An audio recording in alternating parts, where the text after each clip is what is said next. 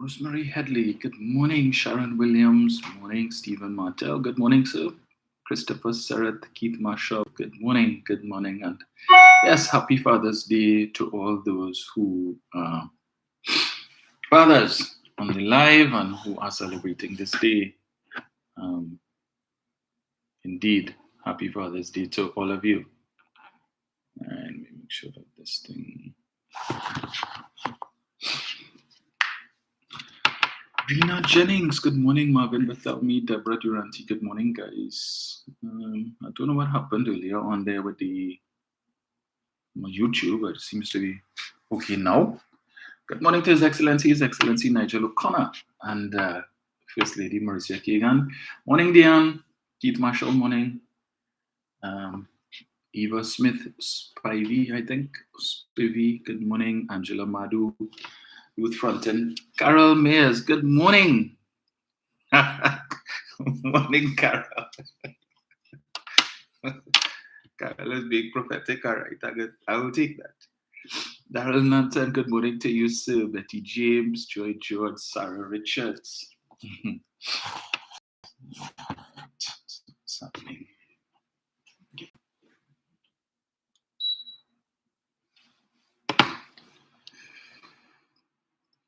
Marcia Collins from Tobago, good morning. Adriana, Alexis, Carol Buko, hi Carol. Ashlyn Robertson, Victoria Isidore, morning. Marlon Blaze, Ruben Rogers, good morning. Daniela Williams, Freddie Williams, Kenneth Gabriel, Deborah Duranti, morning all. Yes, Rena, there's a lot to talk about. I don't know how much I could cover today, but oh boy. Yeah. Jennifer Ferran, good morning. Renee Lewis, morning. We'll see how much we could get to. Gaylan Jackson, morning, all the way from Canada. Denise Coggins, Angela Marcel, morning, Angela. Angela is sending Father's Day greetings to all those on the live to whom such greetings are applicable. Ann Niles, good morning. J Dimples, morning. Turn this thing on here. Time. Pull this up.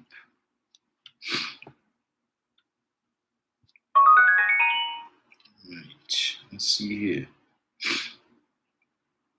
So, look at this.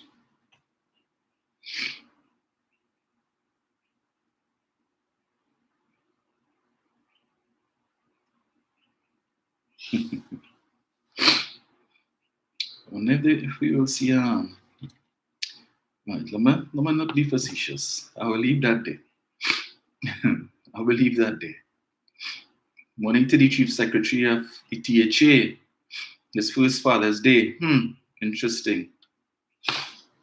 And what a tumultuous Father's Day it probably has been for him, as he thought that his press conference a couple of days ago would have, as he said, exonerated him and the entire executive. He did anything but. Terence Cummings, morning, sir. Kurt Douglas, Jennifer Dorset, Marlene Wilson McNeil, morning. Jennifer Bishop Mills. Good morning to all of you guys. All right, so let me, before I get into Farley and Watson and the THA executive, I wanted to touch quickly on two things. I saw an article, I think it was in yesterday's Newsday, entitled UNC Activist Alleges Discrimination in Government Special Achievers Grant. UNC activist Ravi Bhargavan Maharaj is threatening to take legal action against the Ministry of Social Development over what appears to him to be a racial and gender imbalance in the selection of beneficiaries for its Special Achievers Grant. In a pre-action protocol letter, Maharaj claims recent disclosures by the ministry to a Freedom of Information request on the grant show that 70% of the Special Achievers Grant were of African descent, while a mere 30% were of Indian descent. He said the level of imbalance and bias towards one specific racial origin in the SAG program is therefore distinct. He gave the ministry 30 days to publish information relating to the grant, failing which, he said, he will instruct his attorneys to file a claim for judicial review and constitutional redress to force the disclosures. He went on to say it is clear that this SAG is being operated in an unfair, discriminatory, and arbitrary manner. Okay. His lawyer said that the fund was a program administered by the state with public funds. Lutawan, who was his lawyer, said to ensure transparency, fairness, and quality, it was incumbent on the ministry to publish on its website the existence of the grant, the procedure for applying the policy and criteria, the amount of the grant that a beneficiary can receive, the time frame from submission to a final decision, and reasons for refusing an application. It also said the information should also seek to include advice that citizens can seek the intervention of the ombudsman or apply for judicial review if they feel the application was unfairly denied. The attorney said Maraj only became aware of the grant after recent outcries against treatment of former boxing champion Claude Noel. She said from his interactions with citizens, it appeared they did not know the grant existed. Alleging discrimination in the award of the SAG, Lutawan said that based on the information already provided by the ministry, there was no explanation for why some recipients received larger sums than others. It would appear that the government agencies are allergic to compiling data based on gender, geography, and whatnot. Now, I read this for a specific reason, right? And this is a tactic that the UNC has been engaging in for the past year and more. They're abusing the Freedom of Information facility. They're just sending out Freedom of Information requests. They have all kind of people sending it out to different government ministries, state agencies, and so on, for the most frivolous of things. In fact, they sent one to the National Trust. And, well, not just the National Trust, but my understanding is they sent this particular pre-action protocol letter to every state enterprise, every ministry, asking for a detailed account of how much money was spent with respect to COVID. They want to know how much money was spent on any materials used, such as the hand sanitizer, gloves, anything. They want to see copies of receipts, all of these different things, because they want to come now to challenge the government to say, well, look how much money was spent, and the government say they spent so much money, and where the rest of the money went, and all of that. Wasting people's time, because when they send these pre-action protocol letters, these frivolous, Freedom of Information request letters, you have to pull out staff now to go through the archives, go through the records, go through files to compile all of this information, to photocopy receipts and all of these things to put together. And you have 30 days to respond to them. 30 days. So in some cases, you have to pull up 2 and 3 and 4 staff members from doing the people's work, doing the job for which they are paid, right? Which is doing the work that is going to promote the whatever respective organization they're with, to have to answer and respond to these ridiculous Freedom of Information requests from the UNC. Right? Wasting public's time, wasting people's time. To what end? Just because you want to say that the government spent how much money on COVID? And that they call good governance, right? They're all about transparency and probity, something they didn't know about between 2010 to 2015. So it's everything they want to get. Yeah, well, I filed my own Freedom of Information request last week. Because you see, every time they mention and they talk about recusals, I've had enough of it. So I would have submitted my Freedom of Information request to the Cabinet Secretariat last week, requesting detailed information as to how many recusals. I want the name of every minister who recused themselves between 2010 to 2015.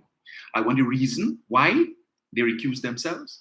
I want to know how many times they recused themselves, everything. Very, very detailed. See, since they want to go down that road, we're going to play that game. And they have 30 days to give me that information, about 5 days gone already. So I should have that information for you all, hopefully, in the next 25 days. Especially to the UNC supporters who listen and who like to say, under the UNC, under the PP, it had no recusals. Well, we will find that out very soon. All right? Hang on, hold on to your hat. It come in. But I read this article, morning, Angie, because to me, it supports a point that I have been making before, that people who say this government does nothing for poor people, and this government don't do nothing for black people, and black people this, and they like to talk that stupid talk. And I've always made the point to you all that anytime this government does anything that even hints at affirmative action, anytime they put anything in place that seems to be targeting persons of African descent in the main, you always have somebody from the UNC ready to run to the courthouse and to the Equal Opportunities Commission to cry racism and discrimination. Here it is. Here it is. You have Mr. Balgo bin Maraji, UNC Laki, who they always pull in for every little thing to run to the courthouse. He now is claiming discrimination. So he went and requested information, and he wants to know how many persons of East Indian descent and how many persons of African descent have benefited from this grant. So you probably ask for names, but names alone does not identify race, because you have persons of African descent who have East Indian last names, either by marriage or because they may be Douglas or whatever as the case may be. And then you have persons of East Indian descent who have African last names. But he requested this information and went through. And that is what they're doing now. The same thing Anna Roberts did the other day, where the Ministry of Social Development would appointed some 38 persons to some new committee or something that has to do with the issuance of grants or something. And he went through the whole list to see how many East Indians it had on the board or whatever. How many of these 38 persons were East Indians? So you could come and do a live to say the government discriminated. And yeah, so the government discriminating because according to him, it's 38 Africans, persons of African descent, on the committee. He said have no East Indians, all right? And the government racist. But a week before, you come to do a live to say that the PNM is supposed to be a black man party. But when you look at the makeup of the cabinet, it has a set of non-African persons. And they call out Faris, Terence Dial Singh, Colin Burt, Stuart Young, Qasim Hussein, Rohan Sinanan. It's like they can't pick a struggle. One day the government, the prime minister is racist. The next day, he's not racist enough. And everything for them is race. I am sick and tired every time. So we have more and more supporters of the UNC who are joining the page, subscribing to the page, engaging the page. And everything for them is race and race and race. We're fed up of that.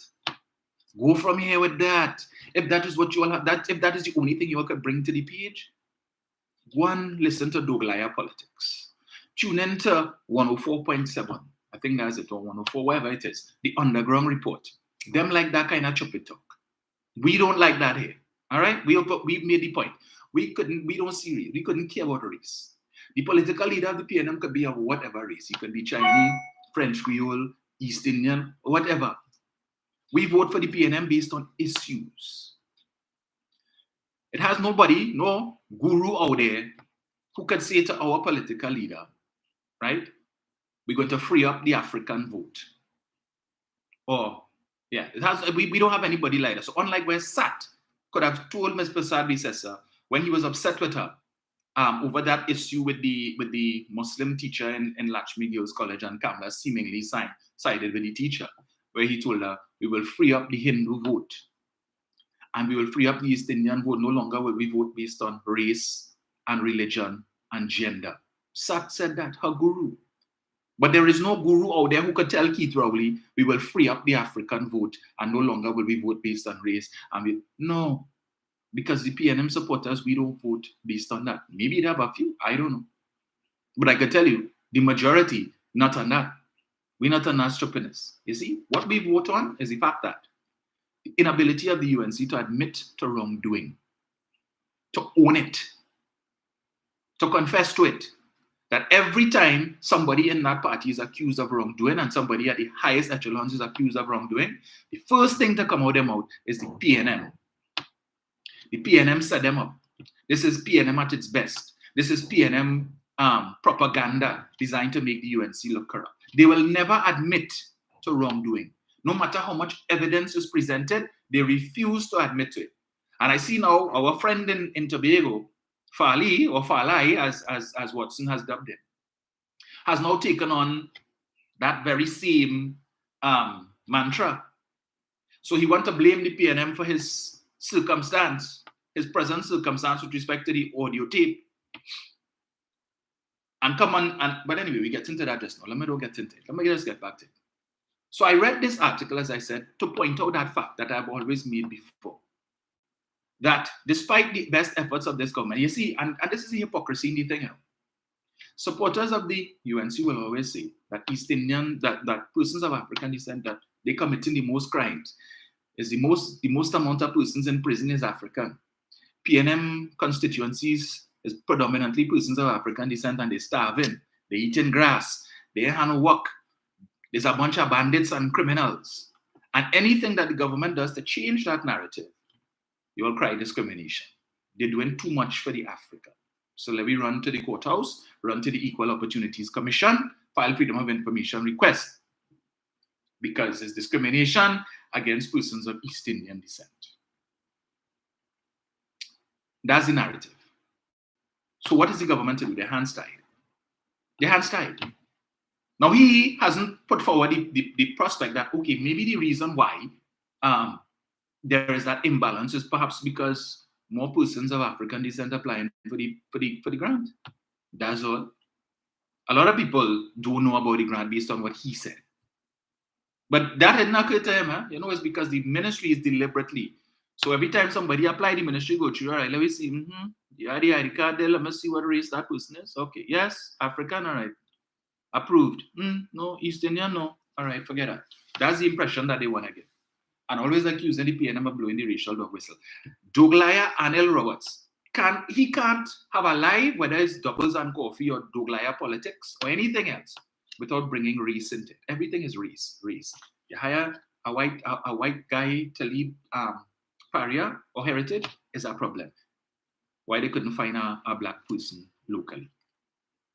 You're going through committees, anything that the government set up, anybody they hire to see what is the way. Everything is about race and race.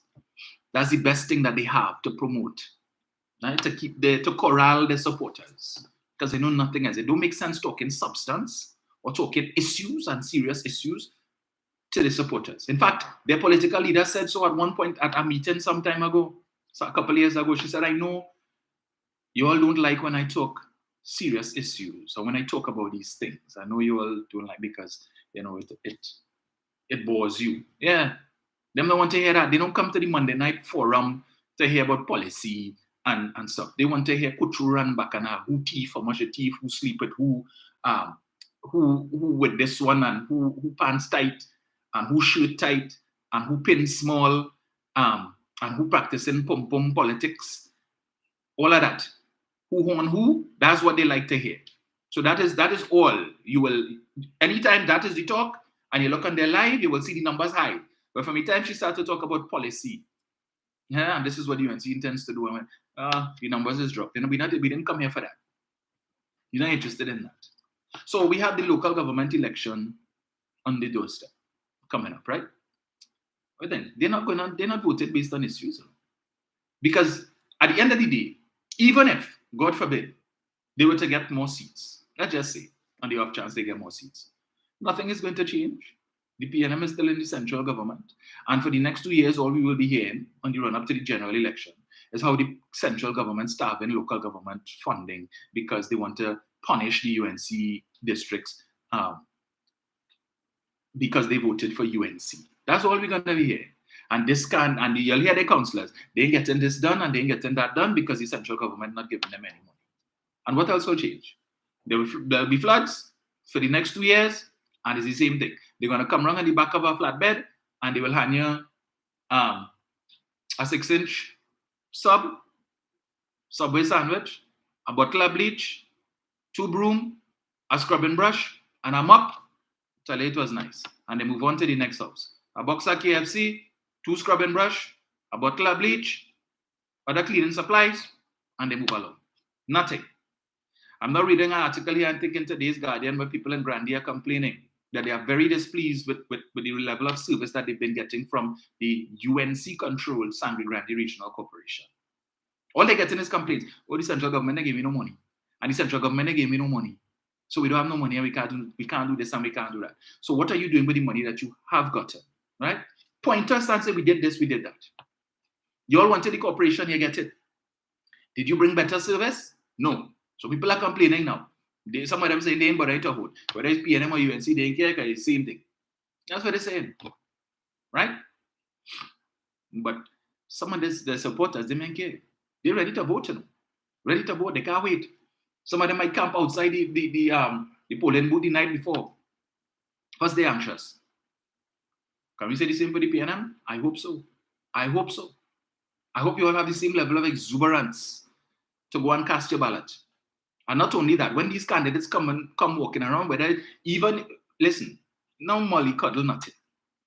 Because some of these return candidates need to pull up the socks. You need to let them know what time it is. I'm speaking about PNM people here. My own councillor too. When he come around by me, if I bounce him up, I have a piece of my mind to give him. All right? I am not pleased. Certainly not pleased with the representation that I've gotten over the last 3 years from him. I make bold to say that. But you see, in the PNM, we could do that. We will call out people when it is that you're not performing. Right? I tell you like it is. So I'm waiting for him. And if it is, your concern it has gotten the nod again and has not performed, when you see they come around your house, make sure you let them know what time it is. Let them know yes, I'm a supporter of the PNM, but at the end of the day, I am voting for you based on what I expect you to do after you're elected. Come and tell me nothing but because you're PNM. No, that don't fly with us. Okay, the same has to be said about the other side. But anyway, point number 2. So I see the exodus from the UNC continue. So last week, the big story, the latest story was Tahaka Obika trading colors from yellow to red. And I don't know if perhaps he might have been motivated by, several people from the UNC every time they talk, like the color blind. You're watching a whole crowd of people in yellow jerseys and saying, I look at a sea of red. But Munilal said that too. Okay. I lay my cards on the table, I'm not impressed. I'm not. Okay, maybe he has seen the light. But I would ask Mr. Obika, what has changed over the last couple months in the PNM that you suddenly see this is the party to turn to? Because from where I sit, it's the same PNM that has been governing for the last 8 years, the same PNM that he was bad talking, the same PNM whose policies he was criticizing, the same PNM that he had issues with, the same Stuart Young he accused of being a racist in the parliament. Right? So, but, as Watson Duke said, a man is not a man unless he can change his mind. So I don't know, maybe there was something internally that happened in the UNC where he felt slighted and he felt, okay, maybe I should throw my lot in with the PNM. Well, welcome to you, sir. Welcome to you. But from where I sit, all the set of fetting and so on that he received on was it Friday or so, I think that was overkill. I don't think that was necessary. Some people say it's good PR. I disagree because it could backfire on you where it is that you have persons in the PNM who have been laboring in the vineyards, and I'm not referring to myself, for those of you who might think, who have been laboring in the vineyards for a very long time for the party and have not been celebrated in the manner in which Tahaka Obika was on Friday. I say, okay, you want to join the party, no problem. You come, you fill out your application form, and it will be considered. All right. And if the media pick up that you have left the UNC and join the PNM, let the media make that call to publish it. If you want to hold a press conference to say, okay, no problem. But this is just me. I think that the welcome that he got from the PNM was a bit much. A bit much that Foster Cummins would leave wherever it is to come down to sign. Anyway, as I said, I am not impressed with that, right? So of course, he gained plenty licks now. They loved him the other day. Yesterday was yesterday, and today is today. So now the supporters of the party giving him some blows. And whatever. One comment I found very interesting. Every now and then, Surud Rambachan comes out of his Zandoli hole to make a comment. Prior to Obika's entry into the PNM, you had 4 other persons from the UNC who crossed the floor. You had Mr. Garcia, Fish, as they call him, the guy who won the by-election in Arima for the UNC. He said he was PNM before, and then he left because he wanted to contest his seat for the PNM, and because he didn't get the opportunity, he went up for the UNC, not because necessarily because he supported UNC, but because he really wanted to represent his community. He is now back in the PNM fold. You've had Marcus Gedari in San Fernando. You've had Kavish, I can't remember his last name, who was the former youth arm chairman of the UNC, also crossing. And then we had Samuel Sanka. Now, I don't know if Mr. Sanka is now a member of the PNM. He has presented himself at a couple of meetings, but I don't know if he's a member. But nevertheless, Suraj Rambachan didn't come out because when I saw the latest comment that he put out, I went through his Facebook page looking to see if he commented on any of the others. And the latest comment he put with Tahaka Obika crossing the floor, so to speak, was that the UNC engaging in spring cleaning and the PNM picking up the rubbish. So Mr. Garcia, who appears to have East Indian roots, he wasn't rubbish. Marcus Gedari wasn't rubbish. Kavish wasn't rubbish. Samuel Sanka wasn't rubbish. But you know who's rubbish? Tahaka Obika. He is rubbish. You felt compelled, overwhelmed. You needed to make a comment on this one. I wonder how Tahaka Obika feeling to know that a former senior member of the UNC, who you would have worked with at some point in time or the other, has referred to you as rubbish, garbage, UNC garbage. Yeah? They toss you out. You ain't no good. Right, somebody said Kavish Sura. Thank you so much to the admin who posted it. Yeah. Yeah, so I was making a point, but Obika is rubbish, right? From Suraj Rambacha. Okay. A word to the wise is sufficient. Again, I don't like to go down the erase road. I don't. But some things are just too glaring. Right? Some things need to be called out. So again, I don't know what the motive is. I heard Andy Roberts say that Mr. Obika was promised the mayorship of Point Fortin. So that is left to be seen. But it will be a very interesting development, and one that I am certain, if it does pan out, would be much to the chagrin of a lot of PNM supporters in that constituency. All right? Because I'm sure there are persons of long standing in the PNM who are qualified and deserving of such a position, as opposed to someone who has just joined the party after 8+ years of maligning and saying the worst of things about the party. In fact, I recall, you see, and this is the issue I have, right? And again, I hold no brief for Mr. Obika. If it is that the scales have genuinely been removed from your eyes, wonderful.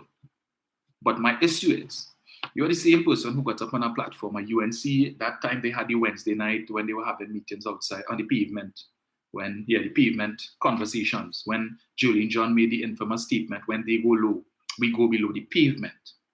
And he got up on one of those meetings and said that the PNM removed VAT on 7,000 food items, and he went through a list of food items that he claimed they removed VAT, that they put back VAT on. Sorry, I made a mistake. He said that the PNM put back VAT on the 7,000 food items that Kamala took VAT off of, and he went through a list. And every one of those things that he mentioned had no VAT on it. Every one. I went and I checked. I played over the recording, and a couple times I made note of everything that he said. And as an economist, and as he boasted on Friday that he's an economist for 20 years, you're supposed to know about doing research. And it wasn't difficult, because the way how I found it, I just went into Google and I typed in 0-rated items, Trinidad and Tobago, or non-VAT items, Trinidad and Tobago. And the list came up. And everything, the first set of things on that list is what he said the PNM put back VAT on. I have a problem with that. You have a credibility issue. Right? And I am saying we need to be wary of Trojan horses. Yes, it is great that they come and the optics look good for the party, but yeah, beware of Trojan horses. I just find it convenient that so many of them all of a sudden have seen the light. But okay, we will see. One more thing before I get into Brother Farley. Where is this? Let's see if I have this here. So I saw, not there. Yes. See if it's here. Vishnu Raghunath has decided to comment on Mr. Obika's crossing the floor. Let me read for you what he said, or some of what he said. Yes, let me get it here.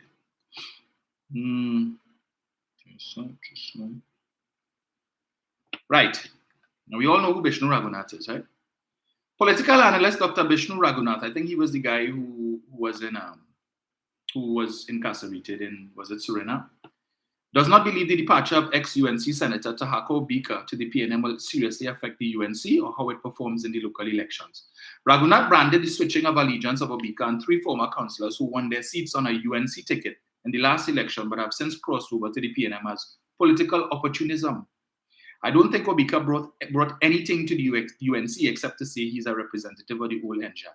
You see how these people are nasty? The man was in the Senate. They put him in the Senate. He was in the Senate for what, almost 5 years? In the last term, he was the chief economist in the office of the opposition leader. He played a pivotal role in the response, the budget response of the opposition leader. But you have Bishnu Raghunath saying, I don't think Obika brought anything to the UNC except to say that he's a representative of the old NJAC. How you feeling, Obika? Right? How you feeling? It also speaks of his integrity, having worked as chief economist in the office of the leader of the opposition up until Friday morning, while negotiating with the PNM and becoming a member of that party by Friday evening. Obika told the Newsday he submitted his formal resignation to the UNC on Friday morning, and mere hours later, he filled out his application to join the PNM. So they're going to talk about that. Newsday contacted UNC PRO Dr. Kirk Mayhew, who appeared surprised by the departure. He said, I do not think that is accurate, and asked the Newsday to send him a video clip as verification. There was no further response up to press time. Raghunath also commented on 3 local government councillors who recently left the UNC for the PNM. He said Sheldon Fish Garcia, the lone UNC councillor in the PNM controlled Arima Borough Corporation, was originally a PNM member who seized the opportunity to contest the seat for the UNC when his own party rejected him. He said Samuel Sanka, who directly disobeyed his leader to attend a meeting with the Prime Minister and local government minister, seemed to have been heading to the PNM for some time. Yeah? He disobeyed his leader. She gave him instructions, or gave all councillors instructions. Do not go to this symposium that is being hosted by the Prime Minister to get information with respect to local government, and giving you an opportunity to question the Minister of Local Government and the Prime Minister directly with respect to issues that you are having in your districts. Don't go. And Raghunath feel that was a good thing. That advice, that was good. That is sensible from a political leader, the aspiring Prime Minister in waiting, right? He, political analyst, wanted to tell that was a good thing. Raghunath added that former Marabella South Vista Bella councillor Marcus Gadari, who has been confirmed as the PNM candidate to contest the same seat in the August 14 local election, was just a one-term councillor. None of them had long standing with the US. Really? Okay. Raghunath said he did not believe the movement of the candidates between parties would add or subtract from the percentage of the electorate which traditionally supports local elections. Having successfully wooed Obika, the Prime Minister is now extending an open invitation to UNC members and supporters who want to join the PNM. We don't want Anil Roberts and we don't want David Naked, okay? We don't want all here. So don't come, we don't want all here. There is no better time than now to leave the UNC if you believe what Naked did, and we will talk about Naked next week. So they talk about what the Prime Minister says it.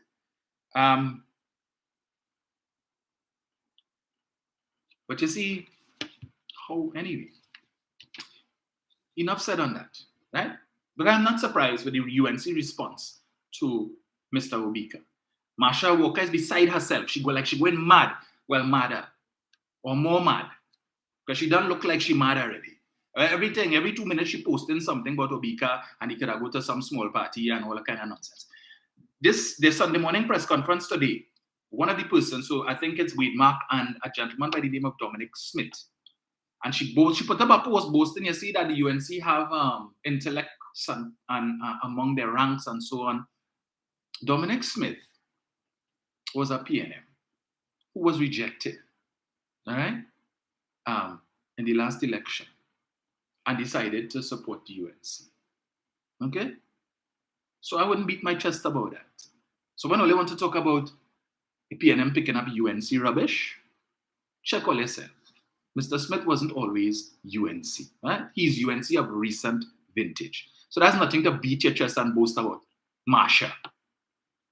And he's of no consequence anyway, because who knows who he is? I only know about him because he's a CIC old boy. Clearly, unfortunately, an embarrassment. Yeah, just like David Nackett. We shame. I wish there was some way that CIC could expel. Well, we can't expel, but something to strike these men, the names of these men off of the record as ever having attended CIC. They are a stain on that school. Anyway, we have another one too, but anyway, let me leave that there. Right? Just to see. Let me get to Mr. Yeah, so Adriana says, oh, sorry, my bad. Ram Samuj. Okay, all right. So Raghunath is the other one. All right. Thank you, Adriana. I mixed that up there. Derek Ram Samuj, she's saying, was the one who was in.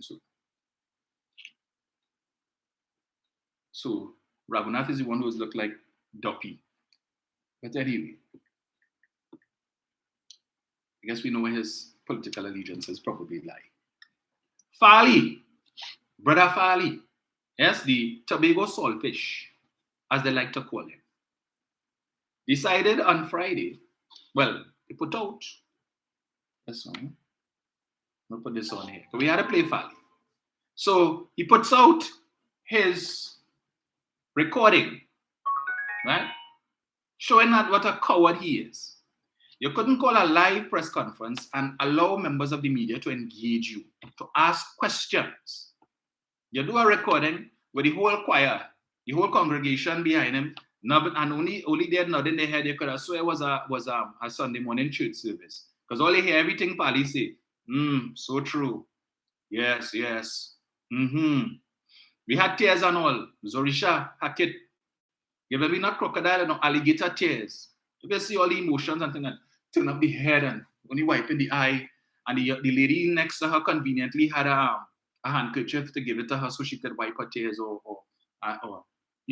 whatever it is. We had a whole show. That was a whole soap opera. All of them here, yes.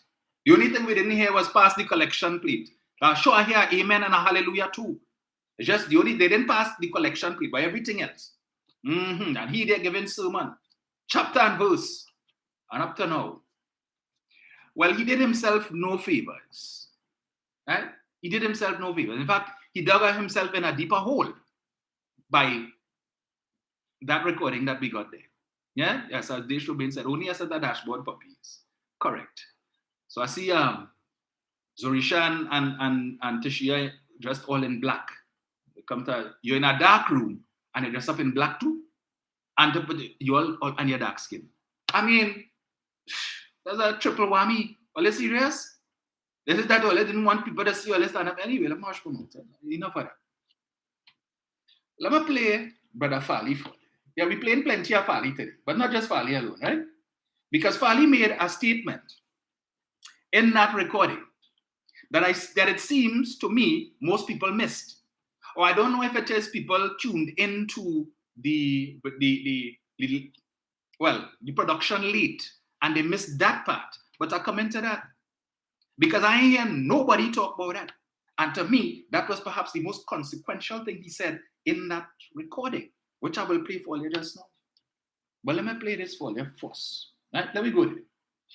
This is Farley speaking during the election campaign, leading up to the Tobago House of Assembly election. Right? Listen to this. Social contract breach reporting. And I did not say this before because I didn't want to startle any team members. I didn't want any member to run. But one of the first things that we will establish is an anti-corruption bureau right here in Tobago that will facilitate people being able to secretly drop off documents and evidence of wrongdoing in Tobago. Permit me to play that one more time. Tobago under PDP will have a social contract breach reporting. And I did not say this before because I didn't want to startle any team members. I didn't want any member to run. But one of the first things that we will establish is an anti-corruption bureau right here in Tobago that will facilitate people being able to secretly drop off documents and evidence of wrongdoing in Tobago. I have a question for Brother Fali. Why would the members of your team be startled or run by you mentioning to them that the intention, should you all win, is to set up your own ACIB in Tobago so that people could whistleblow? Why would they run from that? Unless it is that they were planning to engage in wrongdoing, that they were intending to engage in bubble and corruption. Otherwise, that I see no other reason why you would be startled or want to run when you hear that you are setting up your own ACIB in Tobago to investigate wrongdoing or possible wrongdoing in the THA. So you come with your social contract. So is it that you knew that members of your team already had intentions to engage in bubble, Fali, which is why you felt you didn't want to mention it to them, lest they say, nah, boy, forget that. I'm not interested anymore. I just asking, because it ain't making sense to me. That's the only thing I could come up with. Why would they run? Why would they be startled at such news? That's supposed to be good news for people who love transparency and probity and good governance. So the only persons who would be startled or would run from news that we're setting up a ACIB in Tobago is potential crooks. All right, Pali? I continue. Doing in Tobago. We having our own whistleblower arrangement right in Tobago. Dr. Rowley promised whistleblower legislation, nothing come on now. But we don't need a legislation to provide an avenue for the whistleblowers to tattletale on those who are corrupt and evil and wicked. We will provide an avenue for that. Because we have to have a zero tolerance approach on corruption. Because according to the UN, 5% of global GDP is taken up by corruption. So you want to bring whistleblower legislation in Tobago, you want to set up ACIB to deal with corruption in Tobago, but you're vexed with somebody who leaked a video or a recording that points to possible wrongdoing? Oxymoron, or are you a moron, Fali? Or that was just old talk, that was platform talk, thing to get vote, but we didn't really mean that. I just say that because it was sounding good. I don't know, we wanted to present ourselves as being different. Yeah? But we weren't serious about that. Because when it comes to exposure, as in this case, we vex. We vex. You have a problem with that? All right, hold on. So as I said, Mr. Man came on Friday, and he talked a whole lot of talk.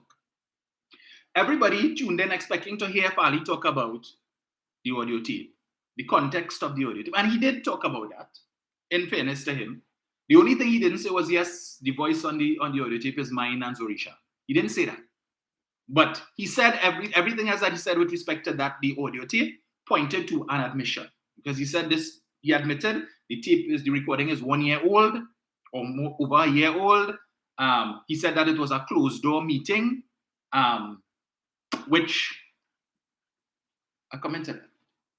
Let me play that one time. All right? Should I play that? All right, let me get it. Let's go in here. See, right. Gee. He identified Watson as being the source of the leak. And he disappointed in Watson. And again, I don't know if people missed how instructive that statement was, right? Well, let me play it for you. Let me see here. Your special must. Where is it? Come for it. Let me hear. Let me see. Give me 1 sec here, folks. I don't know why this thing is going on. It proved to us the kind of colleague we had in Mr. Duke. Because I very well believe that he is the source of this leak. And I'm not sure what he hopes to achieve. But I could tell you that he was one of those who attempted to get me to pay the Warners money. In fact, that was perhaps the last meeting we had prior to his departure to New York, where he infamously excommunicated himself from the executive. But he's a part of it. When I received this recording on March 13th, you see how long ago I received it? And the threat that it will be placed in the public domain, I asked a mutual acquaintance with the contract. I said, find out from this man, what all of this is about. And he said, well, if you don't pay up, we will embarrass you. If you don't pay up, we will make sure that you have a difficult time, a hard time. And fortunately, that mutual acquaintance decided to just send me the screenshots. So he didn't just relay the messages, he sent me the screenshots. To date, we have had 2 secretaries who have received fits. 2. One of which is a single mother who had no security out your gates, had nobody to walk around with you. We have had an engineer in works corruption. It's part of a larger plot. And so, let me tell you, me and care where's they have, and who tape they have, and on what they have on those tapes. Know this, Tobago, that you are being called in this hour to not. Right. So for those of you who listened to the whatever that was in its entirety, I'll play that piece just now. Fali said that he's blaming Mr. Duke, and it speaks to the caliber of the person that Mr. Duke was. That it was a closed door meeting, meaning that the only people who were in the room were the 14 persons who were elected at the last THA election. The 14 of them, the THA Executive Council. It was a closed door meeting, which means that Watson Duke was in the room. And he is telling you that Watson is the man who did the recording. And the reason why he's disappointed is because, according to him, if we interpret what he is saying, that the recording is over a year old, which means it was very early on in the life of this PDP THA executive, and with Mr. Watson Duke was still very much a part of it. And he is implying here that Mr. Duke recorded the meeting with the intent of using the content at some later date, perhaps to strong arm members of the Executive Council to do his bidding. So that is what Fali is telling you, that Watson was in the meeting. Watson was there. But Mr. Duke did a recording in which he is, he calling out Fali for accusing him of recording and leaking this clip, right? And Fali referred to it as a leak. And it's unfortunate, as he says, as unfortunate as this leak is. So Mr. Duke has questions to answer. Were you in the room when this strategy meeting was being held? This closed door strategy meeting that Fali told us about? Because Fali is saying, you are the man who did the recording. Is it true, Mr. Duke, based on what Fali is saying, that you recorded this with the intention, perhaps, allegedly, to blackmail or to strong arm members of the executive? Perhaps at that time you realized that people were warming up to Fali and that you didn't have the control that you thought you had, and you felt you needed to get something, right? And here it is, you get something because the only person, if Fali is telling us that this recording took place in a closed door meeting, but only the members, he is satisfied that none of the current executive did that recording. He know he didn't do it. And by process of elimination, it had to be one of the others in the room. And he is satisfied that none of the others in the room would have done that to jeopardize their work, the secretary work, because they like that. They like the nice money. They like to drive. All of them buy brand new fancy car. They like that kind of thing. They like when they walk into a room, everybody must stand up because, hey, secretary reach, secretary reach. They like jumping in the back of the Prado or the Fortuna and to be driven all over. They like that. So them ain't going and record nothing and leak it and run the risk of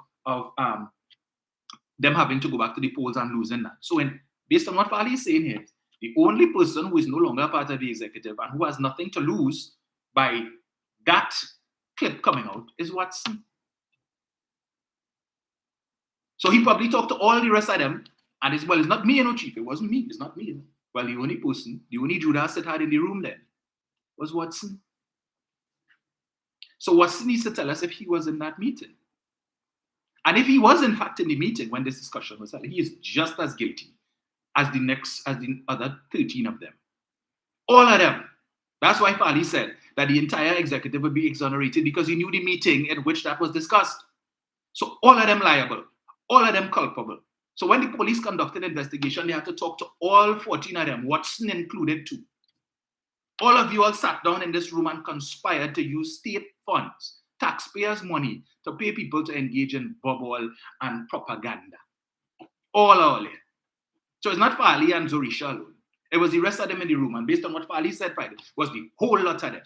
Closed door meeting, and he, by the process of elimination, was able to identify Watson. And that is why he's so disappointed with the leak, because he wasn't aware that Watson, according to he, apparently was recording it.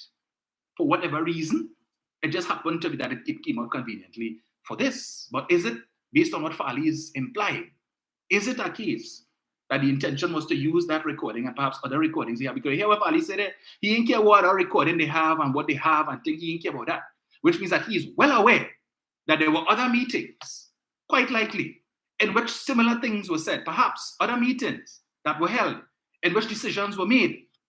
Contrary to what he said, that yes, we spoke about it, we strategized on it, but we didn't follow through on it. So me ain't care. So anything else that come out, know that is blackmail. So he telling all that, you know what he telling us here? It have more. I don't know how many other meetings he recorded. Right now, Fali in the dark. He worried. Because if Watson could have recorded that meeting without his knowledge and without the knowledge of the others, what other strategy meetings did they have that were recorded and he don't know? Yeah? So, but me care where else they have, that is an admission that he is concerned that there are other recordings. So we will see where that one goes. But let me play for you. He said many things. And again, let me play for you all. One of the things he said that I think missed everybody. Let me see if I pull it up here. Let me get it. Right. Just give me 1 second. So many things I have to see here to play. Before I go there, let me play this. This is Martin George, better known as the Jockey Shorts Award man, the creator of the Jockey Shorts Award, and many times within the recent past, he's had to award himself the Jockey Shorts Award. But in this instance, he redeemed himself a little bit. So in this case, he wouldn't get the Jockey Shorts Award this morning. All right?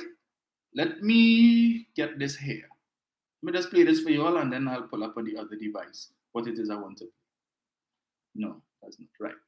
Listen to Martin George and his characterization of press media release yesterday from the Honorable Chief Secretary Fali Augustine is one which ranged from the absurd to the bizarre to the theater of the macabre, with unspecified allegations against individuals, allegations of victimization, allegations of trying to strong arm him, allegations of trying to, blackmail him, and it just went on and on in a wide-ranging, rambling, diatribe, which really ended up raising more questions than answers,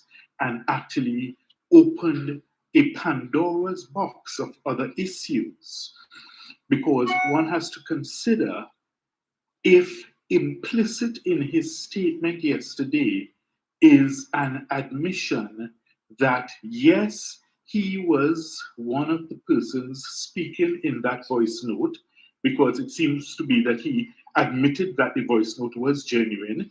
He seemed to allege that it was leaked by a former comrade of his, whom, has since denied doing so. But Mr. Augustine himself seemed to acknowledge and accept the validity and authenticity of the voice note. So therefore, in those circumstances, and in the circumstances of him not denying that he was one of the speakers and the participants in the said voice note, it raises several moral ethical and legal questions for him as leader of the House of Assembly and, in fact, leader of Tobago and Tobago's business. If it is that you were actually a participant in any such discussion, a legal question may arise as to whether this was a conspiracy to defraud the public purse, whether it was a conspiracy for misbehavior in public office, whether it was a conspiracy to seek to use public funds for private political gain. So there are several things he seems to impliedly have admitted or accepted in that release that he gave. And, one wonders as to who are his advisors, who is guiding him. Is it that we are functioning on autopilot here in Tobago at this stage? Because, it does not inspire any sort of confidence that Tobago is on the right track, or that the persons in charge of the public purse in Tobago really have the best interest of Tobago or Tobagonians at heart. There are issues as to whether his media release opens the door for him to now be subject to litigation from this supposed contractor who he referred to, or maybe litigation from Mr. Watson Duke himself. There's the question of whether it now opens the door for criminal litigation, because the ACIB, the Anti-Corruption Investigation Bureau, they are in Tobago, they are investigating this matter.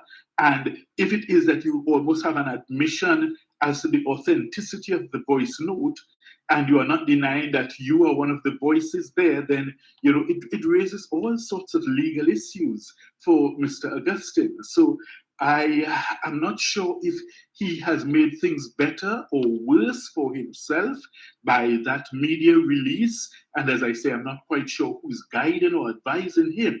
But the long and short of it is that Tobago does not appear to be in a very good place at this point. And it really makes you wonder if it is that these individuals are given even the greater autonomy that they are seeking, what is going to happen ultimately to Tobago? Because if you can't be trusted even with a little bit of power, what would happen if you end up having absolute power and authority and control over the affairs of Tobago? These are indeed troubling questions at very troubling times in the history of Tobago. Indeed. One time I can agree with Martin George, in that if now they don't have full autonomy, and these are the things that they're engaging in, should they get the autonomy that they want? And as I've mentioned before, put God out all the collective thought and put the UNC back in 2025. Rest assured, they will get that autonomy. Because the UNC, they can't get the 2 seats on their own, but they're willing to partner with the TPP. Because for more than a year now, things have been happening in Tobago. All manner of allegations have been flying back and forth. Watson come out, you say, Pali collect money, contractors, bid rigging, all kind of bacchanal. The UNC, nobody from the UNC camp has spoken on publicly on any of these issues. Right? It's almost as if for the last year and a half or more, they forget that Tobago is part of the Twin Island Republic of Trinidad and Tobago. So for the last 3 weeks and some, the audio tape come out.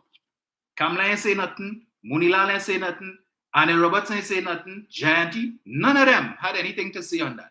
Last time when we were hearing about contractors, Trinidadian contractors getting contract and how much millions of dollars spent and all of this kind of thing, nobody ain't talking. They had plenty to say about Zipline Gate. Oh yes, and the lead up to the THA election, Saddam, Kamla, and the Monday Night Forum, they was giving them out liberty when it came to the Zipline. But after that, when the PDP win the election, all of a sudden, the UNC, like Rip Van Winkle, like Yogi Bear and Boo Boo, they went into hibernation with respect to discussing anything related to Tobago. Fali held his press conference on Friday, published the recording, and all of a sudden, they have come out of the punching-induced coma. Mr. Doglaya couldn't wait to do a Doubles and Coffee live. to talk about all the allegations of corruption and PNM corruption and all of that, and calling for police investigation. Munilal, want to know if public monies was used, and Ula Christopher must launch an immediate investigation into the allegations of extortion as leveled by Fali and so on. He have plenty to say. And he'll have plenty to say. And I'm sure others will have plenty to say in the coming days. All of a sudden, they just wake up. Yeah, the punching finally way off and they realize, hey, but wait now, it have a place called Tobago. Wait now, we are the official opposition of Trinidad and Tobago, not just Trinidad. All of a sudden, they get the cure for PIP. Plenty to say, right? Munilal talking about some, we need to investigate if $209 million of taxpayers' money was used to pay certain contractors and so on.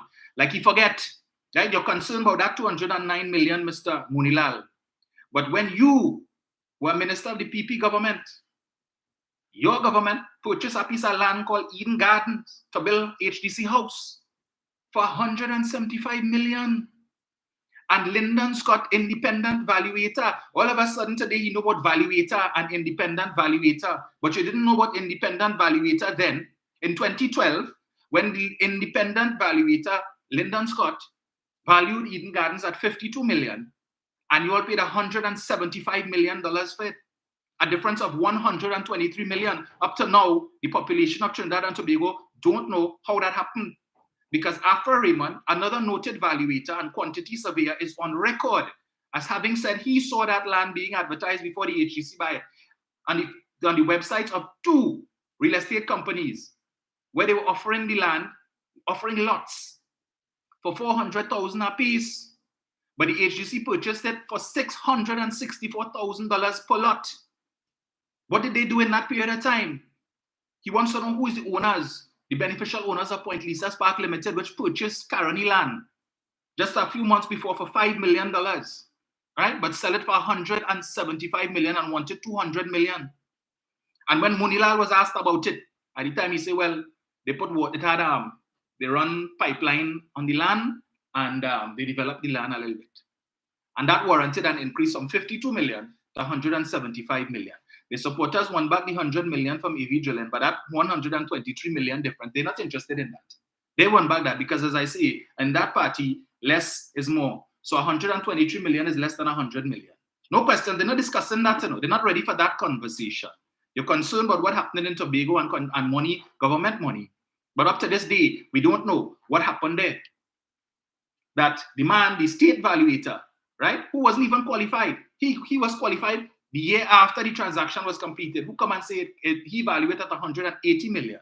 But the man who is duly qualified, who had all of the genuine papers, he say $52 million. Right? We read about $50,000 paid in bribe and all kind of bacchanal. Up to now, we don't know who the beneficial owners are.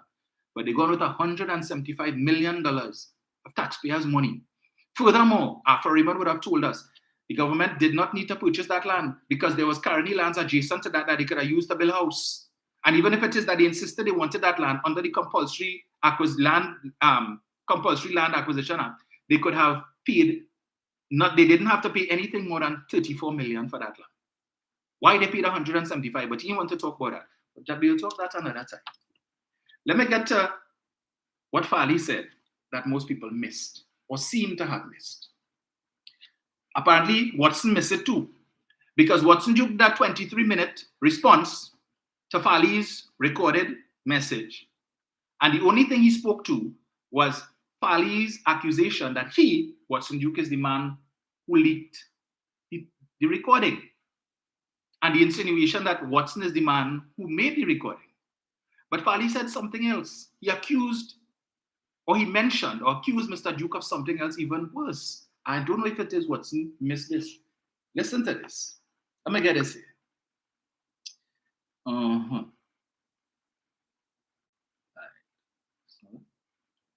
So Fali said that all this thing happened.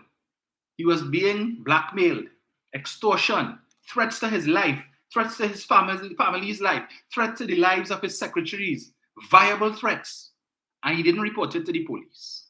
You're so concerned about your safety, the safety of your immediate family and your THA executive family. You don't report it to the police, as you will hear him say for himself. He didn't report it. But somehow the information got to the SIU, Special Investigations Unit, and they called him in to have a discussion on the matter.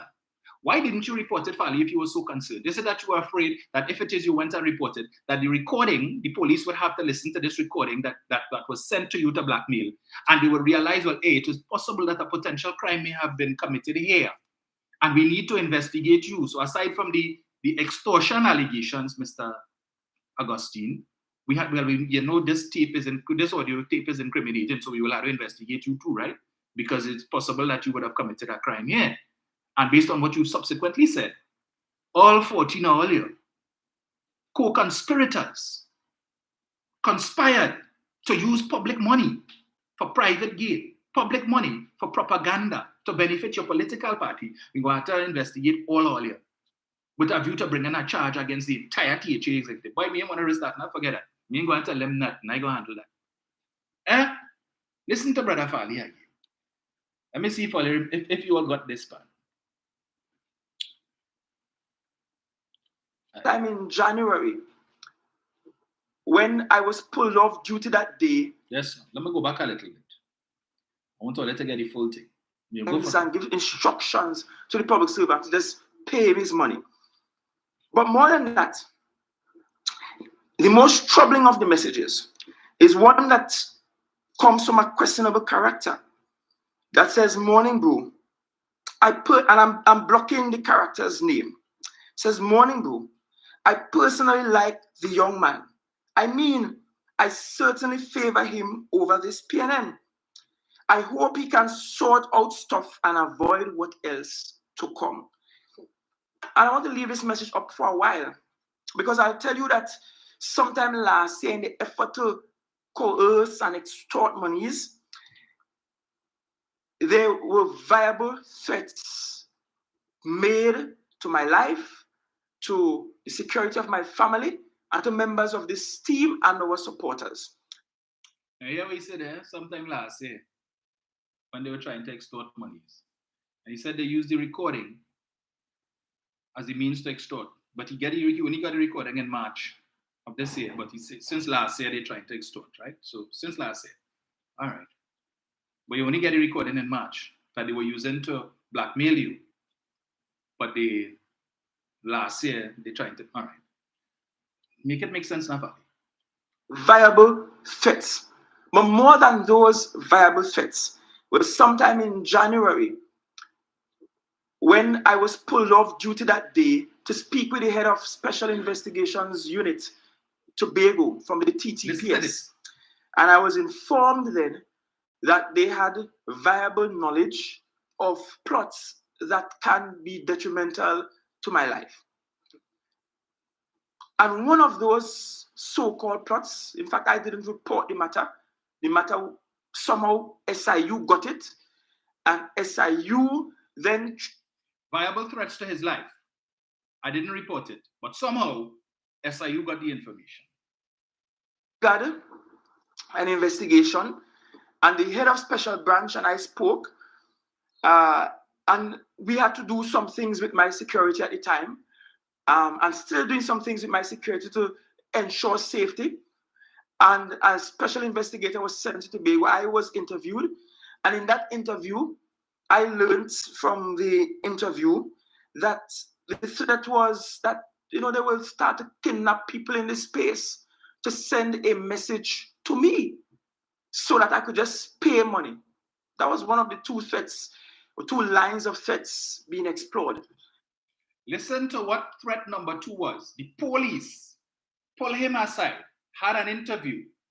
Hear what the police tell him. The other is a former colleague, madman, I would say, who seemingly wanted to contract out my killing. But a former colleague, madman, he would say. He refers to Watson as madman. The police tell he that Watson Duke seemingly wanted to hire a contractor to kill he. Is Watson Duke currently under investigation for conspiracy to commit murder?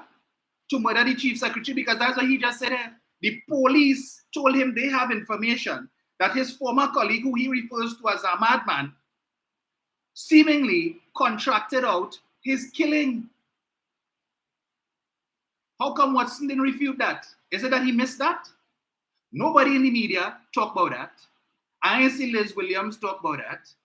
I ain't hear Munilal and Doglaya and the rest of them calling on Ulla Christopher to investigate whether or not Watson Duke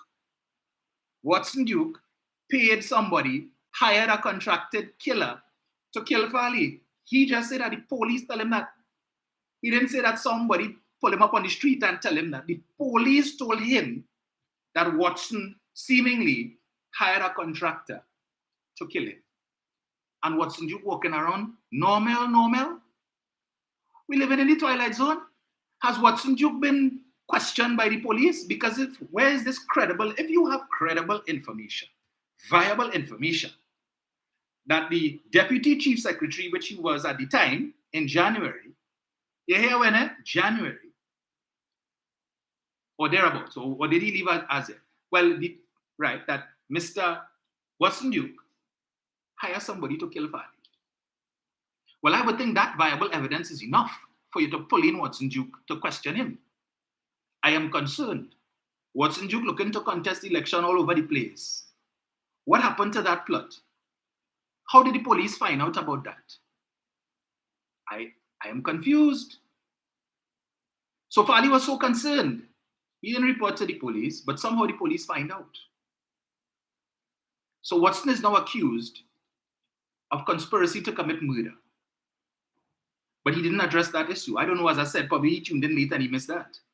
Because to me, that is far more serious than Farley's claim that Watson is the one who originated the recording and is the one who leaked it. Because if a man accused me of hiring somebody to kill him, that's very serious. And is the police tell you that, Farley? Well, if Watson is not aware that the police know that he hired somebody or intended to hire somebody to kill Farley, Farley just commit the next crime there. You just tip off Watson Duke. You all remember when it is Marlene McDonald went to Dr. Rowley to tell him that Kamala told her that the police was coming to arrest her. And Dr. Rowley would have made that public. And the police sought to interview Marlene McDonald with a view to charging Kamala Persad-Bissessar for tipping off. And Marlene decided she wasn't going to cooperate with the police. So Kamala got off because right now she should have been before the court on a charge. Farley, if Watson isn't aware that the police know, he know now. Or he should know. Because Farley just said it in the full glare of the public that the police tell him that Watson seemingly contracted out his killing. But nobody ain't talking about that. Members of the UNC not concerned about that. You know what? Nah, that is not worthy of investigation. That a man who is offering himself as a potential future prime minister, a man who's offering himself, who's calling for elections in THA, in Tobago, so that he could now reform his party and become the chief secretary for Tobago, is supposed to be, or is, based on what he just said, under police investigation. The police deny that. He says SIU tell him that, Special Investigations Unit from Trinidad tell he that. How come Ulla Christopher hasn't said anything on that? Nobody from the TTPS has commented on that. I ain't hear Motomort Gary comment on that because he had plenty to say and he is calling on the police to investigate what Farley say with respect to extortion and whatnot and stuff. But this to me is a more serious crime. I just asking the question, So Watson is all right. But Farley didn't tell the police nothing. The police find out somehow. Okay. Right. We go it again. It's the time again, right? Scroll down here to this 46. Now, with respect to the recording, after he admitted, his defense was that every member of the THA executive, every elected member of the THA, the Tobago House of Assembly, not the executive, inclusive of the minority leader, Kelvin Morris, is entitled to 3 or 4, based on what he says, personal assistance. You're entitled to that, to assist you with research and whatever it does, right? In your capacity as an assemblyman, you're entitled to 3 or 4. So his rationale is, well, we could use these 4 personal people to do whatever it is we want them to do. Because if we want them to go on Facebook whole day and engage in propaganda, we could do that because they are personal assistants that we are entitled to. And when we leave, they have to leave too. So they're not working for the THA. They're working for us. But who money paying them? Taxpayers' money is paying them, right? But his logic is because we don't have to interview anybody. So I could hire my cousin, my auntie, my uncle, my nan, and whoever. I don't do no interview. I could hire my best friend, the neighbor, anybody that I want to, because we are allowed 4 personal, 3 to 4 personal. And he said, well, they came into office and the first day was the 13th of December. And by that time, Kelvin Morris already had his personal assistants in place and so on. And he wanted to know when Kelvin Morris conducted interviews to hire people and all of that and the like. That is his logic. Farley, in the recording, you clearly said we will hire people on the THA side, not your personal assistants, the THA side. But in any event, your personal assistants are being paid with state money. I am not aware that the government gives money to representatives for them to use taxpayers' money for propaganda.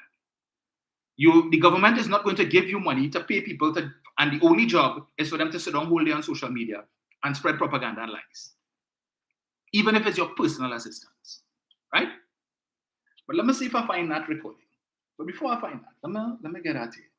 Just give me 1 second. There's so many things I have to save to play. Where is it? Let me get this here. Before I go there, let me play this. Same ones come to me asking to pay warners, right? Let me talk the things at them. They out on all media saying all kind of thing. Plenty energy.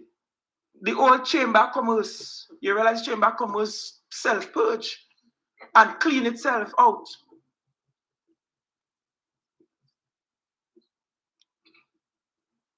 You see, this is all part of a larger plot. They realize they have lost Tobago. And given what Tobagonians were seeing in the first year in office, they knew that they are in trouble. They know that. Tobagonians haven't had this kind of expedited service, so much so that Tobagonians spoil now. People who used to wait a whole year and a half to get their money from rent and lease and all kind of thing, they're now demanding it in 3 months because they got accustomed to getting it a little earlier. So they got accustomed to getting it a little earlier. He paid the ex gratia payment yet that they promised since 2021. The CPEP workers who got a pay raise and supposed to get a back pay, they get that yet? I wonder. No, but you're paying people from whom the THA leasing and renting space. They're getting their money in 3 months or less. But almost 2 years now, no ex gratia payment and pay. You said they would have get it in December, maybe in 2022. We heard that they would have gotten it. No, they were supposed to get it in December 2021. Then we heard they would have gotten it in June of 2022. Then we heard they will get it by the end of the financial year, September of 2022. Then we heard that they will get it in December of 2022. We are now in June of 2023. They may get it yet. Those are the lower rung of the ladder. Ain't getting money yet. Them who in a little kakada, small change, can't get their money yet. But the people who collecting the big rent, they collecting their money on time. Yeah, because you spoil them. All right, fine. All right. That's not. Let me get this here. So, in his discussion, he claimed that the executive, they sat down and they considered this thing that you heard in the audio gate. They considered hiring people to be propagandists using public money. But then they went home and they sleep on it and they changed their mind. They changed their mind. So they didn't follow through with it. Everything Farley said there, Ho Choi Charles repeated that. Or Ho Choi Charles spoke about that when he did the interview with Dale and Tony Lee. Everything Farley said there. So I don't know if it is that after they made this recording, they sent a copy to Ho Choi and tell him, go through that, tell us if it's good. and let us know where we need to make any changes. So if you say it's okay and we could go with that, we go in with that.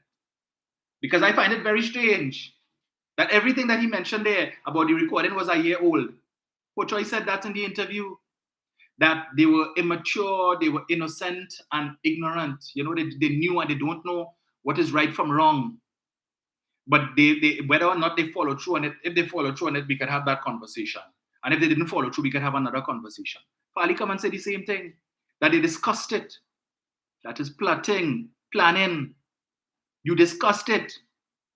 And then all of a sudden, you just change your mind just so. You just went over and said, nah, we can't do that. You're disappointed with Watson for leaking it. So you say, he leaked it. You're concerned about how it gets out. Well, if it is, you all didn't follow through with it. Why you didn't go and report to the police when they were blackmailing you? Because you could tell the police, well, yeah, we discussed that, but we didn't follow through on it, so we are not to be worried about. But that's what he's saying. They never followed through with it. They didn't hire nobody. Really, Fali? That tape was sinking. Hold on. Let me play this one for you. Right? Things that people might have missed. Again, let me get this here. Put this up. Switch devices. Okay, good. As I said, there's so many things to... Let me get this one here. Where is it? Listen to this. Even if it is, find the plan, create a plan, the strategy or whatever, bring it here once you get approval. But it is, you have 13 people now. You might just need 5 or 7 to do strict PR, so you could do some propaganda. Whether they're going to use fake profiles, whether they're going to use their own profiles, whatever they do. And what you will have to consider is finding a way to employ people on the THA side. Could be media tasks. We don't have to pick. Yeah, most of them kind of got away to Chanel, and we found that. And most of them kind of get employed already. Yeah. So, you later. And most of them kind of don't get employed already. Most of them who we looking to put to do propaganda get employed already. Fali. Who is the most of them you're referring to? Fali, who already get employed. The people who were already engaging in the propaganda, Fali. The people who were targeted to engage in the propaganda, you already get them work. It doesn't happen, but you're coming out to say, we changed our mind, we went and we sleep on it. And it is our right as an executive to discuss these things and to strategize. That's what you say.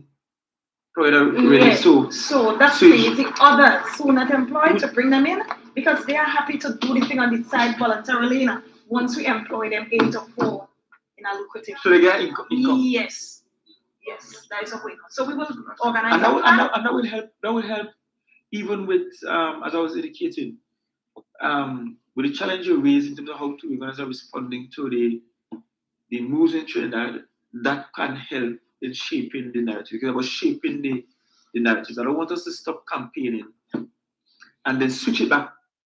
I don't want us to stop campaigning and then switch it back. You don't want them to stop campaigning. But they don't hire some already. There's just a few more. You know, even if it's to do menial things, hire them. Get them a work to sweep. Say this, they clean in the office, they empty out the bins. That's just the ruse. But the real work is to sit down whole day on social media and spread propaganda and talk about the zip line and make all kind of allegations about the PNM and the previous administration. Yeah, but we need to have a cover. So about 13, we don't have 13 already. We just need a few more, about 5 or 7 of them to do strict propaganda. Yeah? But we didn't follow through on it. Nah, we didn't follow through. Right, Fali? Okay. Even if it is, find the plan, create a plan, the strategy or whatever, bring it here once you get approval. Whether it is, you have 30. Find the plan. Bring it here for approval, which means there was a follow-up meeting. Bring it here, find the plan. Okay, so we agree, we go and find the plan, come up with things. And then we will bring it here for approval. So the question then must be asked, was this just a strategy meeting? Or was this an official THA executive meeting in which, because he says, bring it here for approval. Where is here? The only entity that could make decisions with respect to hiring and so on, as far as I'm aware with the THA, is the Executive Council. So was this an official Executive Council meeting?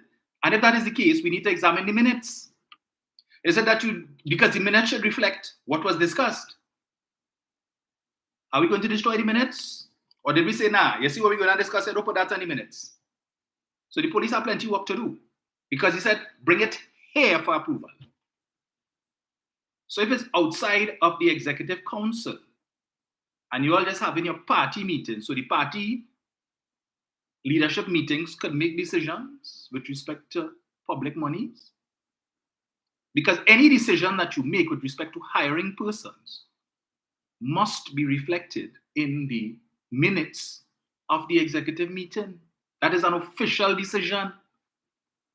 Where are those minutes, Farley? Or was whoever takes the minutes for the THA executive, tell them step outside. We're going to discuss something here. And we don't want that recorded in the minutes. How are the minutes recorded? Is it in writing or is it actually recorded? I just want to know. I'm just asking the question. You dig yourself in a deeper hole there, Valley. A deeper hole. And trying to bring Kelvin Morrison to say, well, Kelvin hire people, his personal assistant. So why we can't do the same thing too? But then he went on to say, let me play this last clip over. Because I'm looking at the time, in the interest of the time, right? Where is it? I hope it's this one. As I said, there were so many things that I had to save. Right. Let's see if I get it here. So table. See for later. Okay, no, it's not on this one, so it's on another one. Just now. Get this here. Right, saved. Right. It proved to us the kind of colleague we had in Mr. Duke. Because I very well believe that he is the source of this leak. And I'm not sure what he hopes to achieve. But I could tell you that he was one of those who attempted to get me to pay the Warners money. Remember, Cuba words, we could hire loyalists to sit down on Facebook all day. About it, if you complain on Facebook, we will have to fight against this, because come hell or high water, Tobago must be developed. Yes. Tobago must be developed. Amen. And notice how coordinated the distractions have been. It started with one member. Cuba words, we could hire loyalists to sit down on Facebook all day and fight up with fake profiles if we want. Because they are our personal staff. Who must I hire for personal staff? Somebody who is loyal to me, or to my office, or to the team, so that they could leak things, so that the office can be compromised? But we can hire whoever we want to sit down on Facebook whole day, because they are our personal assistants. We could do that with public money. Yeah? And we want to hire somebody who is not loyal so that they could leak things. Finally, if you are operating above board and you are doing things to the letter according to policy and procedure, there is nothing to leak. What is there to leak? Farley, what is there to leak? If everything is good, then there is no bubble corruption or anything to leak. But you all just heard him say they could hire whoever they want. Whoever, to sit down on Facebook whole day and engage in propaganda. If they choose to, they could do that. Really? Which part of the 5th schedule that you love to quote from say that? Is that anywhere in the 6th schedule, Farley, in the THA Act? That you like to quote, that gives you the power to do what you want in Tobago? And several times in that recording, he spoke about government in Tobago, and the government in Tobago, and the government in Tobago. Well, all right. Well, tell us which part in the 5th schedule say you could do that? Which part in the THA Act says that you could do that? That you could use public monies to hire people to sit down whole day, hire them as personal assistants to sit down whole day, to spread propaganda on Facebook and receive public money. that the hard-working taxpayers, those who still pay PAYE, thanks to Keith Rowley, a lot of us, well, not us, but a lot of people don't pay PAYE anymore. And a lot of people are paying $7,500 less per year in income tax, $7,500 less than they were paying under Kamala Prasad-Visesa. But her supporters don't like to have that conversation. So people, when they look at the pay slip every month and they see under PAYE, money come out and it go into the coffers of the treasury, and 2-point-some billion of that going to Tobago.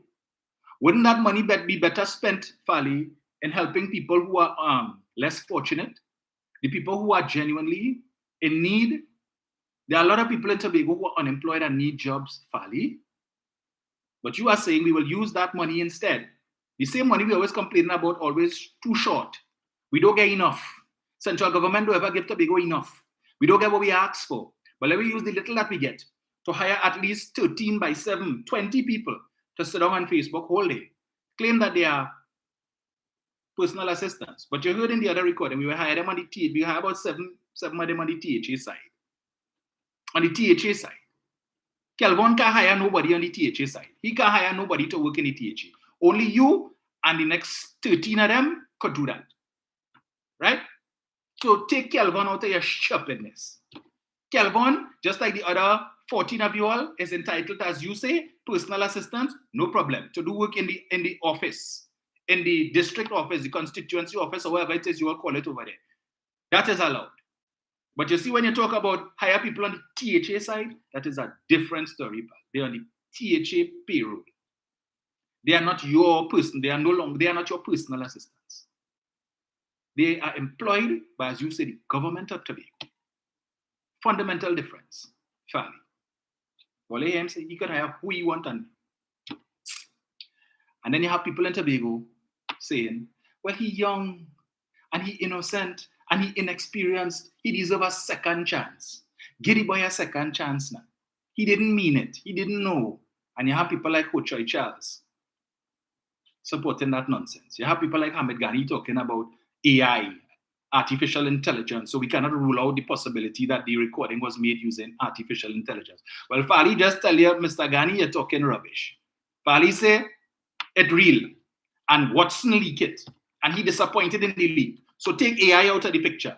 So all who was coming with that BS and trying to find all kind of thing to defend this nonsense, Fali just embarrassed all with that. All. Folks, it is 12:33. Let me open the lines. Because there's plenty more I will say on this on Tuesday. But for now, I'm going to give Wale the chance to have your say. Boy, I hope the contract killer don't decide to strike this weekend. Or any time for that matter. Right? Watson, be you easy. Will you get money from the higher man to kill Fali? Yeah. I tell you. Hold on there, Jen. That's not, huh? Give me 1 sec. I'm going to just switch devices there again. All this set of thing here. I turn this off. Turn this on. That's now, Jen. 1 sec. Yeah, Jenny. Yeah, Jen, go ahead. I want to just know how many YouTube I watch on Facebook, I watch on YouTube. No problem.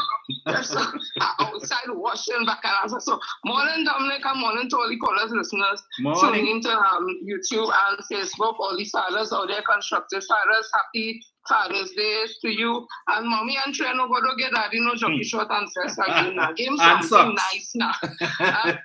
We have no socks and tie. You know why it is so sad what is happening in Tobago? There was a time I used to say, get them secession, let it go. Yes. I really used to say that. But seeing that there's nobody competent in the THA right now, Coach Charles admitted there are new fights. You're hearing Martin George speaking and they coming out now and speaking. We can't leave them to sink afloat for a few people like Fali and them. And I want to tell Martin George a little too late because all your silence that allowed people to vote for PDP, Juke and the who in THA right now, because when we were telling you all what Juke is about, whatever, all didn't encourage people in Tobago to listen. You all were so caught up in this whole thing, get PNM out, that you all allow them there. So what you all getting is what all they buy wholesale. However, I want Sally to understand something. If there's an investigation that is happening in Tobago based on the voice note that we were saying, because it didn't come out and say it's not you, we on the ground were saying it is you. You came out and you did a live, not even a live, a pre-recorded one, no, they probably staged the whole thing in terms of night looking good, so stand up, so okay, look, so it's staged because it's a live, no reporters there, nothing at all to question. You are admitting that you were on the tape based on the things you said. Whoever it is advising you, like they're setting you up. Because I'll tell you what, if you had any sense or is getting good advice, you would have just come and simply say, this is sub judice or prima facie, whatever the hell it is. And you can't talk about this now, there's an investigation going on, and we wait until the investigation wrap up and we will talk. You cannot say that. Instead, you talk for about 25 minutes and give so much information that the police were there could pull that, just how you, Dominic, without being a police officer or investigator, could pull that apart and set up Fally and set up the because conspiracy, if Fally didn't know whether you committed the act or not, it is still conspiracy because it's something called attempt. If you would have carried it out, there's another charge for that. However, just conspiring alone to do something, even if you back out, it is still illegal and a crime. And my little knowledge, I know that is misbehavior in public office because you were conspiring to use taxpayers' money to pay people to spread propaganda. Whether you do it or not is irrelevant in the scheme of things now. You were conspiring. So, Fally, you did yourself a disservice, but you know what did I say? Those whom the God wished to destroy, that's first and mad, and Fally et al. You've seen the madness of the behavior. Thank you, Dominic. Enjoy the rest of your day. Thank you, Jen. And hold 1 second, caller. Let me just make this point here. I will make this point, right? That based on what Fally said in the recording, bring it here for approval. And as I said before, the only place that official decisions are supposed to be made is when they have in the executive council meetings. In the same recording that he sent out, he talked about that is why cabinet meetings, that the contents of cabinet meetings are secret, right? Because this information is not supposed to come out, which is why cabinet meetings and any discussions in these meetings are considered exempt documents under the Freedom of Information Act. So you cannot file an FOI on the cabinet secretariat asking for information with respect to the discussions for details with respect to discussion, especially for national security issues, right? So it means that this recording must have been made in an official meeting. And I am saying that if the police, because Fally knows, he admitted that this was a closed-door meeting. He knows which meeting it was. So in the investigation, the police must ask Fally on what date did this meeting take place. And once we establish that it was, in fact, an official executive meeting, because if it wasn't, he needs to explain how is it that you all could be making decisions, official decisions, outside of official executive meetings where everything that is discussed is supposed to be minuted. So if it was in fact an official THA Executive Council meeting, and that discussion is not in the minutes, then Fally and they have questions to answer. What else are you omitting from the official minutes that is not documented there, reflecting the full extent of what is discussed? That ought to be an offense, because the minutes is supposed to reflect everything that is discussed there in the meeting. All right? Any 2-minute data? No. We are talking about an official decision that you would have made to hire people using public money. That should be minuted as to what was the criteria used to hire these people. And if it is not in the minutes, you have questions to answer. All 14 hours, including Watson. Let me get this. Yes, caller. Hey, yes, man. Good morning. Good afternoon, Dominic. How are you? Greetings. Yes, enjoying your program, man. Good thing, and good day to all the fathers. I hope everybody have a good Father's Day. All the fathers in the nation. Indeed. Dominic, you know, it is very sad in this country. It's very sad, particularly the people of Tobago. Yeah? Mm-hmm. I used to look up to the Tobagoans as as a bottom of education and, you know, what is right, what's wrong, wrong. But now, it seemed to me that Tobagonians are very quiet because I thought with this information now, people should be protesting around the THA house to get Fally out of the THA and call a fresh election. Yes. But quietness and condolence seem to support Fally. Mm-hmm. The hatred in the PNM is so deep in some of these Tobagonians, not all of them, some of these Tobagonians that they rather be with a dictator than to vote back the PNM back into THA. That is what I am saying. And what makes it very sad too, there are religious bodies, religious leaders in that island, and they are staying quiet. Mm-hmm. I heard Diane had the lady from the Commonwealth Tobago, Diane had saying that she's satisfied with Fally answer. That is condolent his action too. Yes. And also listen to the conversation too. He talk about what somebody making child for underage girl. So statutory rape is involved in that too. Who's that person who make child for underage girls? You said that Peter Fally? Yeah, he said that he was accused of and I that think is the our girl. next time too. We had to find out what's going on with that story too. Police had to investigate that as well. Yeah, but they that say is very disturbing. I want to find out as well too. Yeah. That is a crime. And people still want to vote for Fally. Mm-hmm. And Watson is no better too. I am very sad. And the reason why the UNC not saying nothing is because everybody know that the PDP/TPP is part of the B team, it's the UNC B team. Mm-hmm. That is why for over the years Tobago, UNC never sent 2 representatives to run for THA. Correct. When I read 2 Tobago seats. Right, and with Mr. Gary said something about it that he had no problem with the audio get. Yeah. But he said it is hypocritically motivated. Yes. He said that the merit, this is much more important than the audio get. You could be that. You could tell me that's super over. Say the merit, this is much more important than the audio get. Mm-hmm. But Anna, I don't know, but there's a country going to the dogs, you know. Mm-hmm. Look, listen, I know you want to touch on Mr. Gary too, eh? I will. But he can't think himself. I shocked by his statements. Yes. The hypocrisy thing. So what about the FUL thing that he has? And the man who was killed in the police in the police detention, the man on the chair. Yes. That is important too. Super Grover. I go on. Indeed. So many things to talk about and not enough time. Brian, call me back. Not enough time to address it. We see all of these things and the UNC not talking about that.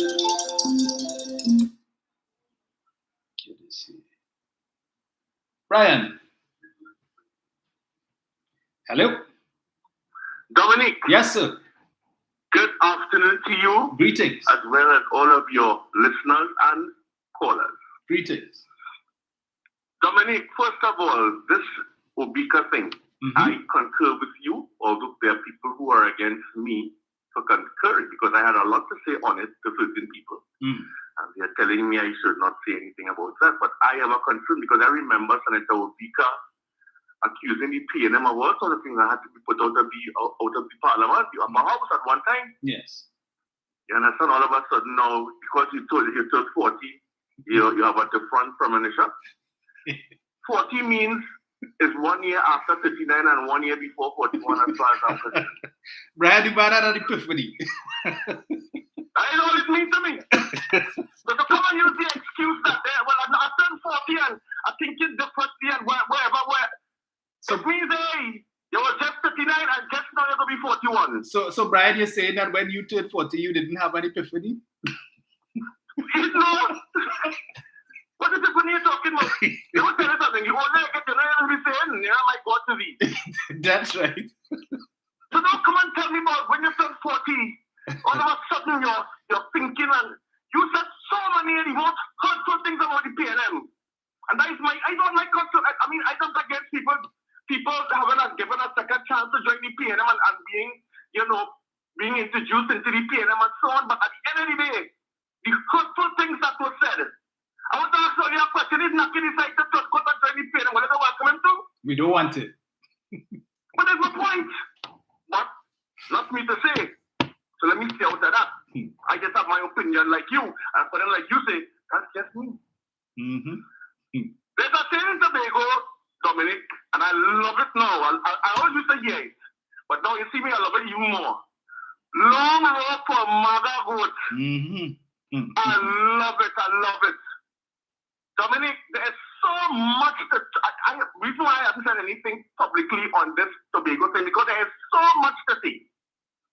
But what I want to say is that I am waiting for the commissioner of police, this commissioner of police and her understudies to see what is going to happen next, because there is, I mean, I'm not a law attorney at law, but this conspiracy and all of these other things that I heard this man admit to, I'm not concerned who recorded it, you know, that's not my business. And I hope the Warners sue the THA, especially Farley, for making those public statements about certain contracts and so on. Just sue them. Sue them.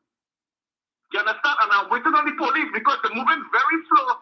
The same way they're moving slow with the RIC incident, where there's a particular law that happened in Shogunas. I've heard nothing since.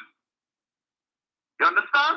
And I am waiting to see what is going to be the outcome of this issue in Tobago. Simply because you can't be taking taxpayers' money and complaining that you want all your money now. And we're going to try that to talk to Rowley to get up with money. And then tell Rowley to mind his damn business. And all of these sorts of things we have been ridiculed and spoken about. And then the last thing he said, what do you think he said that you haven't played back yet? When he told Tobagonians in that recording on last Friday, Tobago, I am depending on you all. Remember, we are Tobagonians. In other words, they're trying to say, regardless of whether I am guilty or not, all they have to support me. You understand? That is what he's telling Tobagonians. And I hope Tobagonians listen. Because all you're going down the wrong road with this man. You understand? Because if this didn't come to light, he would have said absolutely nothing. And we would have known nothing. So to come now to say that he care about no record, and if he cares, he damn well cares. Otherwise, he would have spoken about this a damn long time ago. And I am disappointed in Hotroy Charles. Disappointed. Yes, Hotroy, I know you must support the Tobago people, but I thought you were a man of substance and stature. For you to come on I-95.5, and as you rightly said, Dominique, repeat this, but he didn't repeat it, he said it first. And it was repeated by what's his name? By Farley. Yes. For you, Hotroy Charles, to come and bring like give yourself suffering from Alzheimer's. I am very, very shocked at you, sir. And I am disappointed. I have no more respect for you. You have disappointed me. And I thought you would have been an upstanding citizen of Tobago and Trinidad, but you are not. You're just somebody just like all of the other Jameses and so on who are looking for a little piece of money. Because that is what this is all about. And I want to tell Miss Hackett, you're crying? Don't cry yet. Wait until you reach in front of the judge and then start to cry a river of crocodile tears. Don't worry, all the rest of them driving all the big vehicles and so on, that only couldn't answer no question and all you didn't know what's going on. Don't worry, you're not going to get all the chance to answer plenty questions. Have no fear, because all you was in the meeting. Have a good day, Dominic, and Thank you, happy Father's Day to you. I know you're a father of many children, maybe not of the you know. Yes, not biological. But yeah, take it. You too. Where Banner's James? What about Winford James? Where are these guys? Where is Max James? All of them. The whole James clan. Yes, sir. Yes, Mr. Yes, Mr. Dominic. Hello? Yes, sir. Yes, man. I want to right. Let me just say, concern with Mr. Obika, right? Yes? I know that some people are concerned about Mr. Obika and his statement the last few months. I too gather watch when I cook here, but I think that the PNM, when they bring in these people, I think they should have some kind of policies in place. They can't get position like so easy, you know, they have to work on the ground. If I remember when Senator Peters, he worked on the ground for what, 5 years now? Yes. Before we gave him a seat in Moruga table, and that's the problem with the PNM supporters. Because of their suspicion with Mr. Winston Gypsy Peters, we don't know why The executive decided to select him. But we have to remember history. You remember when Mr. Rafaraj left the PNM in 1995? He joined the UNC. And that same year, the UNC gave him a seat and he won the seat. Yes. I don't know if you remember that, Mr. Dominic. The UNC didn't see him as an Macron and a PM, you know. The people who voted Mr. Rafaraj and he won the seat. Yes. I question Mr. Rupert Griffith. Mr. Rupert Griffith was at PNM and he won on the attribute taker and he won to post on the granny. So I think we gotta be very careful. I don't think that the PNM will give Mr. Bicard would be wrong post. Yes. Right? So like I said again, I know people are concerned, but I think they're supposed to have some policies in place. I think Dr. Roddy's no fool, he's a veteran politician. So you have a good day. Dominic. You too.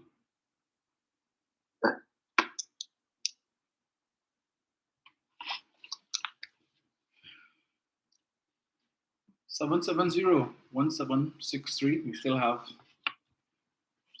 about another 10 minutes or so we can take a few more calls. Kathy Ann Townsend says, Winfred can't talk about what is going on in Tobago, but could be commenting on the UNC members that crossed the floor. Ayana says, leave Bad Max where he is, please. Is Max the one who talk about the PNM have some machine and they could just put in your information, put in your name and get all the information in here? All of that in an attempt to cover up, if you want to put it, what Fali admitted to on Friday. Hello, good afternoon. Hello? Yes, sir. Yes, good day, Mr. Romy, and good day to all the listeners and the tuners on this live. I want to take this opportunity to wish you and all fathers happy Father's Day. Well, I know, it just go right. Yes, Max James was the one who would have said he saw the machinery that would have this propaganda machine. I didn't see it. I know you didn't see it, but he claimed he saw it. And we see on the morning program in Tobago. Yes. Right? But jumping from that.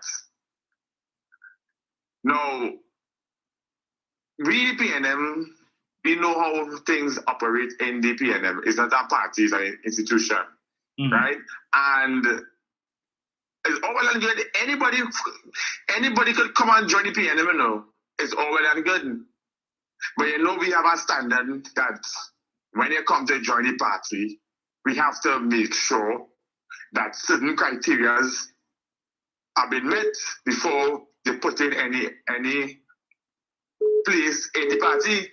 So all the quarrel and cussing people making and saying, well, what they're going to fight for me of point 14 and all them saying. Dr. Rowley is a veteran in politics. He doesn't know how come. You understand? So Dr. Rowley knows how to play the trump card. Right? We had to sit down and observe and see what it be, because yes, you have some people coming to join, and then when they hear they win, they go switch sides again. Yeah, but you see, they like crapo. They like crapo when when they throw sort of a couple back, how they start to jump. Yeah, but you see, yes. Eric, the thing we need to be wary of, right? The UNC spreading that propaganda that they're gonna make Obika the mayor of Point 14 and all of that.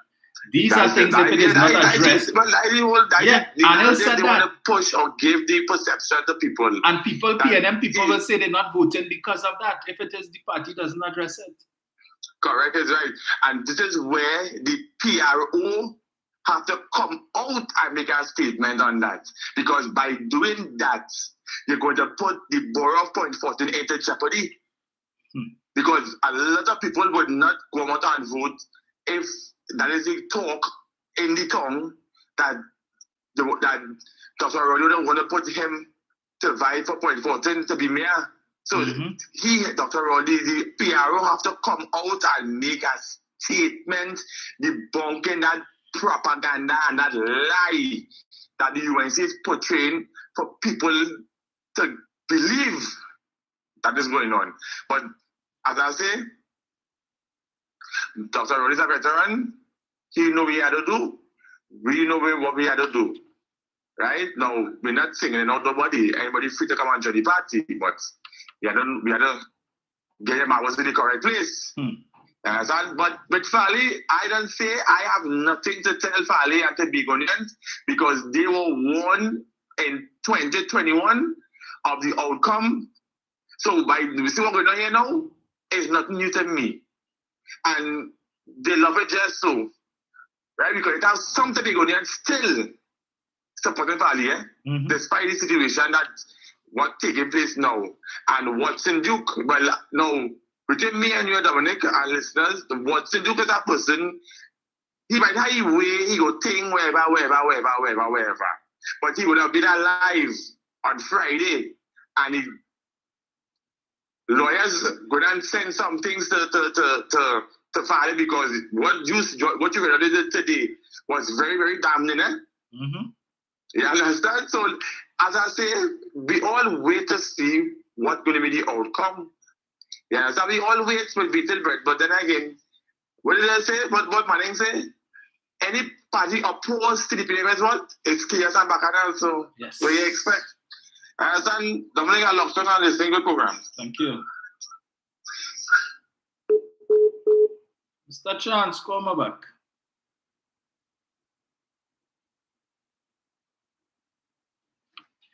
Yeah, interesting times. Interesting times indeed. Let's see, Mr. Chance.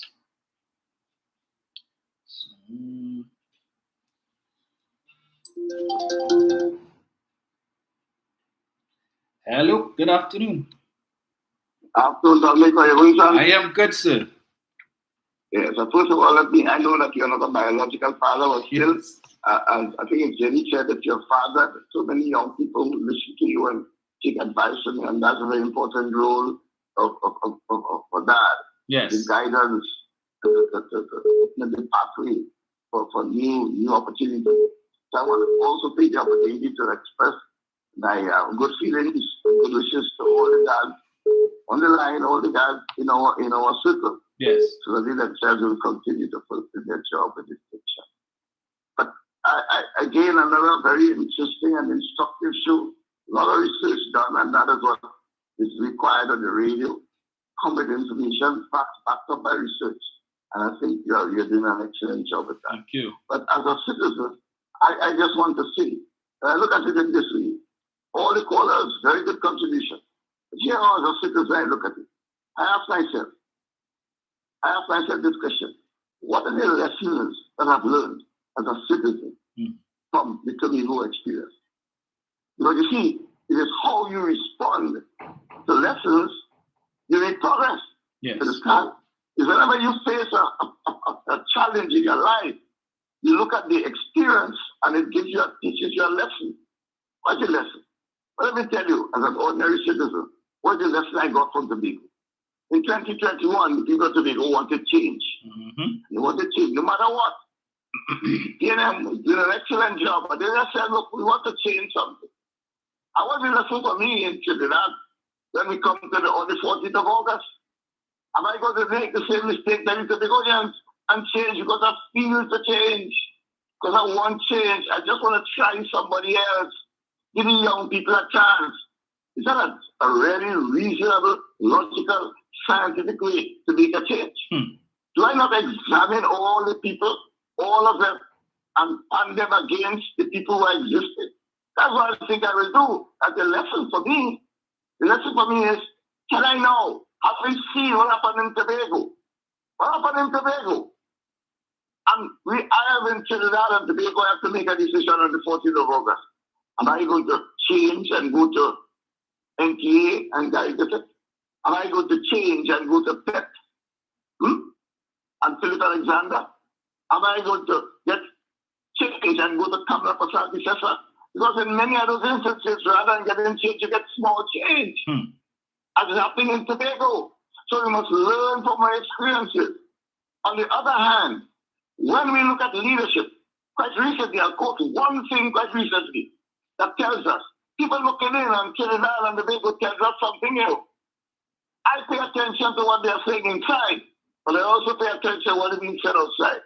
Dr. Tedros, a world leader, Director General of the World Health Organization, gave us an experience, and I'll let you know. He said that our Prime Minister must be commended for his leadership. You hear that word? Leadership. And what was it about? Leadership in shaping the lives of the people of Trinidad and Tobago. Those are not my words. Those are the words of the Director General, shaping the lives. And that is the type of leadership I'm looking forward to. Persons who will take that opportunity to save lives. Not persons who will tell us to go for sunlight and go under a dome. And just punch in a line. Don't forget that, my people. That is a singular opportunity, a singular leadership trait that Dr. Oli has left to all of us. He is prepared to protect us, while those on the other side, what were they doing? All of them. Gary Bissett, Philip Alexander, and Kamala. In fact, Kamala took us to the court 65 times to try to protect us.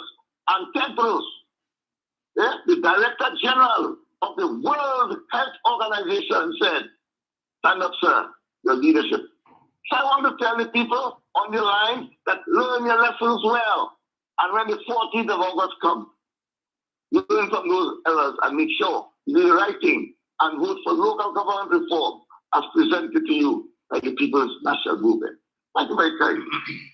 Thank you, sir.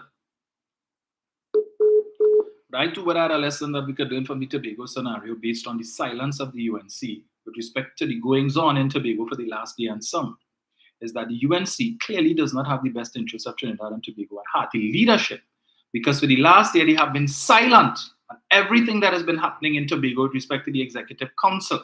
They have said nothing. But now, when allegations are made against PNM supporters, they have a lot to say. And it tells us that should the UNC come back into office in 2025, they have clearly demonstrated over the last year and a half that they are prepared to turn a blind eye to any wrongdoing that may be taking place in Tobago with respect to taxpayers' money, right? In the interest of political expediency. Just a word to the wise. Hello, good afternoon. Hello. Hello, good morning. Hi. Hello. Hi, good afternoon. Right, are you hearing me properly? Loud and clear. Good morning to you, Dominic. Hi, hi. I'm amazed at the similarity in politics of America and Trinidad. Yes. The past president was recently charged 37 charges for mishandling of confidential documents. Mm-hmm. And yet, even though it is clear there, the charges that it's there for he is going around and telling his cult followers that the DOJ is weaponizing. Yes. Yeah, right? Yes. And I'm seeing a similarity to what Charlie is saying. While he is saying the voice of the people is his, he's saying that everybody else is responsible for where he is now. Mm-hmm. You understand? He's Yes. not taking any responsibility that the act he did was wrong, it was immoral, right? He is talking about everybody else and he's not taking ownership of that act. So I'm just amazed at his similarity. Mm-hmm. Thank you, Dominic. Have a Thank great you. weekend. Yes. Blame everybody else. Blame everybody else instead of addressing what was said. But he did address it to an extent, and he is of the view that it is their right to do that. Well, the Integrity Commission should have a different position, and the TTPS and the courts of Trinidad and Tobago will also have a different position. Schedule 6 or Schedule 5 can't save you this time. Even though you're not a biological father. Thank you. Dominic, Hi. is Mr. Beacon's father going up for important? I heard so. Yes, and Obika is going up for UNC. You didn't see the picture where they had the 5 of them and they said it's Mr. Obika, and I'm like, this is not the Obika. I know, so this is his brother, but he was there in his yellow shirt with Mr. Tilokse. And they become United South, so I'm interested. Right. And this is what I saw. So I'm saying now that the younger Mr. Obika is over with us. I say, is that a conspiracy? And Dominic? I am looking at what is happening. As I said, I will not brief for the man, but I am not impressed by what he You know, is. we welcome people in the party, you know. Yes. But they're not going to come and get first preference at all. Everybody has to wave their flag. Correct. You Correct. understand? Correct. We can come, we have no problem. But then I find it strange. Because if I'm a father or a brother, wherever my brother is, I will try to stay there and work again. If he's coming, you know, he's going over because he recognizes there's nothing good in the UNC. Right. I would go with wherever my brother, my father is, or my son is. Yes. You understand? Yes. So I don't know if it's a conspiracy. It's a very good question. Okay, bye-bye. Thank you.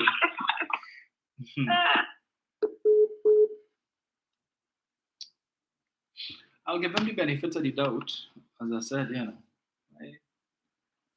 we give him the benefit of the doubt. Still have 2 months to go or so before the election, so we'll see how many more come across. Hello, good afternoon. Hello. Hello. Hi.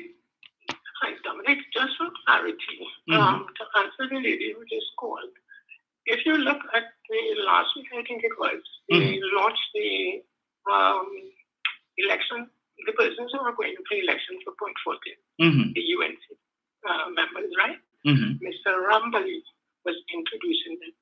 Within the crowd is the same Obika, the same guy who is in the PNM now. But Mr. Rambali completely ignored him, passed him straight. And somebody in the crowd have to tell Mr. Rambali, this is Mr. Obika. I think he felt, he didn't feel good. Right. I wasn't surprised. You look at that tape again and see how Mr. Rambali completely ignored him. And I know he felt slighted. Wow. And I wasn't surprised a week after that he left. And I think probably that's the straw that broke the camel back. We don't know what happened before. Right. As Jenny, not Jenny, and Juju always tell us about the treatment. And I think probably that's what. Look at it again, Dominica. I will look for it. Thank you.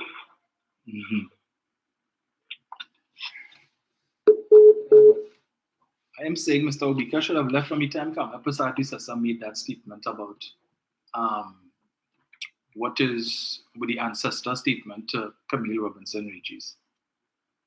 But instead he sought to defend Mrs. Prasad Sasa. But hey, to each his own, huh? Perhaps he really has seen the light, and let's hope. Hope springs eternal, as they say. Let's see what's the time there. I'll probably take maybe 2 more quick calls. 7701763. Rudy Nicholas says Kamala said that she don't care about the country. All she cares about is the UNC. Let me see here. Point Commander Sharon says the level of complacency they have on the IMO totally ineffective in their positions, and somebody needs to light a fire. All right. Hello, good afternoon. Hey, good evening, Dominic. Yes, sir.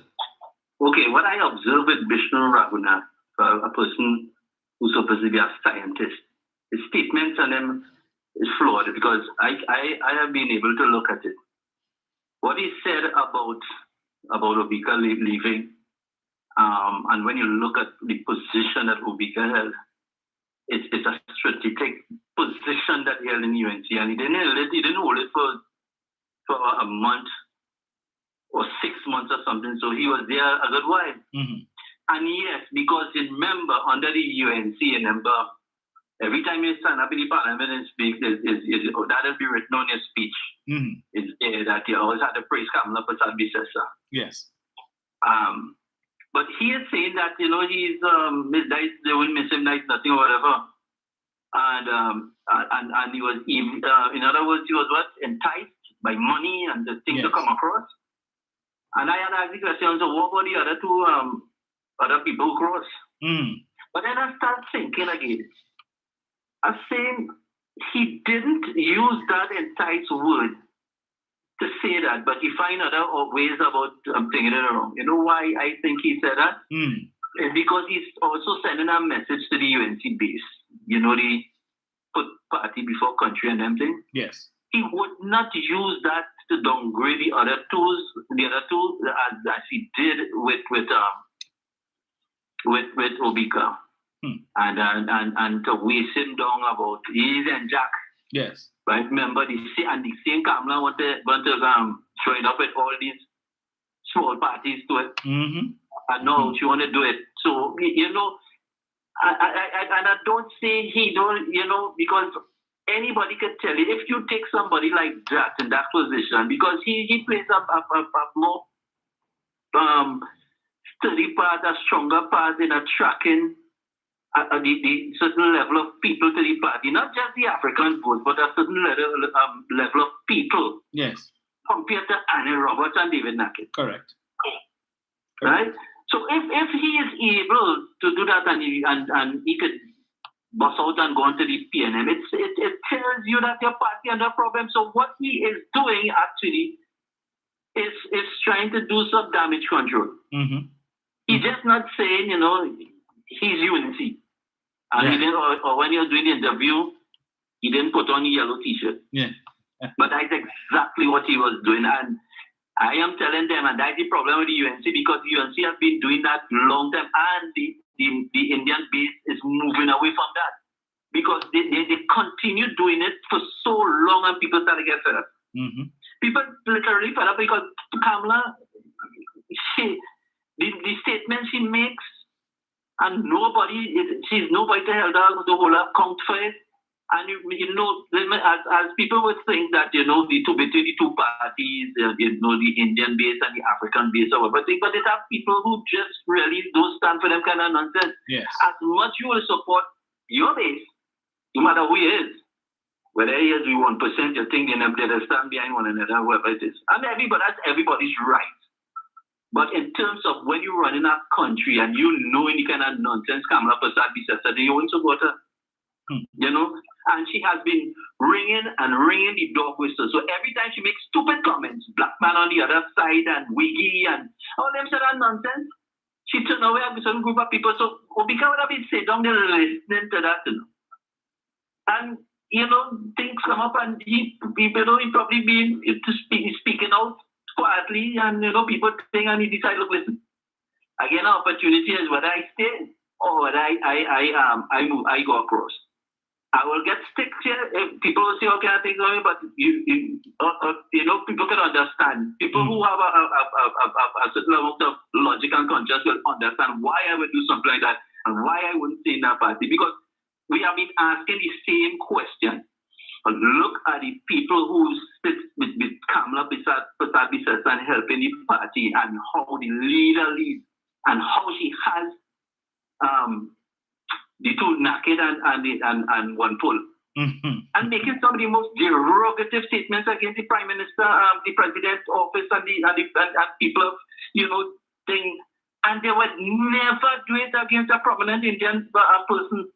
They will say things there, yes, but they won't go down to that gutter level. They ain't going personal and down to that gutter level unless they attack the leader. You see, the person attack the leader, yeah, they'll come out and they will say nasty things about them. But other than that, they're not doing that. So Kamala Prasad, they can feel comfort by doing that, but the truth is behind that, they are weakening the party. And also, what it will also do is give other people the confidence to bust out. And other people look for avenues to bust out. May not be the PNM, but they go to other parties. From the time you see a party making sense or start to build a certain sort of thing, people will always bust out. Because it doesn't make any sense staying there with Kamala. And it is the way how the UNC constitution is written, there's no way of moving Kamala Prasad-Bissessar so easily. They can't, but them boys and them, she have behind her, and I call them boys. They may have the tactical fortitude to move Kamala Prasad-Bissessar. The ones who stood up to her, she get rid of them quick and put them on his side, like Devon Mirage and Bassant and all these fellas and them. Good people who just challenge you to say, okay, we have enough of that nonsense, and the party, you're taking the party down a wrong way, and it's time for we to think there, she get rid of all of them. And that will always happen. So she's going down with that party, and I said that by the time Kamala leaves that party will be so badly beaten that they have it real groundwork to be viable again. Thank you very much. Thank you, sir. Right, so let me just see if So Nolda Pay says, I do not think it's Naked was the last straw. We will deal with Mr. Naked on Tuesday with respect to that video that he did, claiming that Ken Valley molested and was involved in that Akil Chambers matter. And the nastiness that the supporters continue to push, right? And, you know, anyway, we will address that. TPP, toilet paper party. Let me see something here. We have a right. So Pamela Nelson is saying, I'm using your words. Happy Father's Day to my Prime Minister. Not at all. No problem. Happy Father's Day indeed. And I'll leave it up to the party, the UNC. They will talk about the portrait, the picture that came out, and the Prime Minister's son's not in it and all kind of nonsense. Dino Rain, Ramtahal is wishing Mr. Chance a happy Father's Day. Melka Rock is saying, I'm not making no pity party for Watson Duke because it would not have been pleasant to have Watson in Farley's position. So true. So very true. Right. You see here. When Kumana Sharon says that naked creature is so vile and he behaves like that in our honorable parliament. Who put him there? Who put him there? So remember that. Who went to the political cemetery, performed an act of political necromancy, and exhumed the body of Anil Roberts. There are some people who, once they end up in the political cemetery, supposed to stay there. And like some Anil Roberts, 6 feet wasn't deep enough. He needed to be 40 feet and then cast in concrete, cement. Yeah? So any thought of exhuming that body and resurrecting that is too much work. But leave it up to mistress of the mask, the misleader of the opposition, to find the nastiest and most vile people who ever disgrace the political landscape in this country to put in the parliament to represent you. Yeah? And the supporters want to talk about Dr. Rowley and how he mouth nasty and said, you just need to listen to one episode of Doubles and Coffee, one episode of Douglas Politics, and you would see unfit to be in this country's parliament. But who have him there? Who have him there? And she loved to praise him on the Monday night forum. Enter Anil, that's what they like. That's what they like. And that is what you all want to give us. St. Joseph, know all about it. Yeah, that's why he come in 2025. But I know the people of St. Joseph, they have their heads on right? Even those who may support the UNC, they know that Anil Roddy, I don't think they want the likes of he representing them. Just as the people of W. Maran, we could tell you all what representation under Anil Roberts brings and what it gives. And today, some 9 years after he resigned as the MP, the constituencies continues to be negatively impacted by what it is he did. Certain parts of the constituency have recovered, others haven't. And that is Kamala Prasad did that to us. But not just her, remember she put him there. But to the people who was vexed with Patrick Manning, supporters of the PNM, who went and gave them your vote, because you thought, as Mr. Chancellor, you wanted change, and you thought that this would bring a new dispensation. Leopard do change its spots. I knew that them couldn't get my vote. And even now, they still can't get my vote. They can't. And it has nothing to do with race. It is because they're an unscrupulous bunch, an ocean of deplorables. That's what. That they will support wrongdoing, support it in a significant way. And they can't see when it happens in their party. It's always the PNM, and it's PNM propaganda and a PNM smear campaign. They quiet when it is that corruption taking place in Tobago. They have nothing to say. But as soon as mention made at the PNM, they wanted to hang Tracy with the zipline rope. A year and a half, nothing. You're not going to make representation on behalf of the people, the CPF workers who won't get a back pay. No. All who were promised, who gave their vote based on the promise of an ex gratia payment, and I get it here. They wouldn't speak about that. The Trinidadian contractor who asked the reporter if all the Negro reporters do understand English. All of that. They wouldn't talk. They had nothing to say about that, you know. But now they want investigation into Farley's utterances, but you don't want an investigation into the claim or further details with respect to the claim Farley made, that the police told him that Watson Duke was going to put out a hit on him to murder him. You don't want to know if that is the case, why hasn't Watson Duke been questioned? Or is he under investigation for conspiracy to commit murder? That's a very, very serious offense. Somebody who is offering themselves a public office. Yeah? They want to talk about that. Not ready for that conversation. Let me just talk about Keon Warner and Alan Warner and Rowley partner, and they want to know if any of that contract money went up to build Inez Gate, and if any of that money went to build Rowley House and all that kind of bacchanal. Yeah, that's what all you like. But anything concerning the PDP, the TPP, and whoever else, they have nothing to say. Finger on your lip, your mouth have it. But we see you all here. We see you all. And the sensible, right-thinking citizens of this country will know what to do on August 14th and come 2025 to ensure that you will never see the corridors of power in this country again. Yeah? That whole party need a purge from captain to crook. Sorry, cook. Folks, enjoy the rest of your Father's Day. I think I've taken up enough of your time. For all of the fathers who are listening and those who will listen subsequently, happy Father's Day to you. Enjoy it with your kids. To the kids who are listening, the children, young and old, and in between, what can I tell you? Take it from someone who would have lost their father at a very, very young age. I wasn't even 2 years old yet, so I can't remember my dad. I never knew him. So I didn't have the privilege that you all have to still have your father in your lives. Yeah. So for those of you who still have your fathers around, cherish them. For those of us who don't, we wish we had. Yeah. So you all have one up on us. So don't take it for granted. Trust me. Enjoy the rest of your Father's Day, folks. And even to the mothers who play the role of fathers as well. Yeah, we're not forgetting you all on this day. I know my mom did that. She played the role of both, and she did it in an excellent manner. And even though she's no longer here, I still commend her. So, yes. So we will chat again on Tuesday morning, folks, God's willing.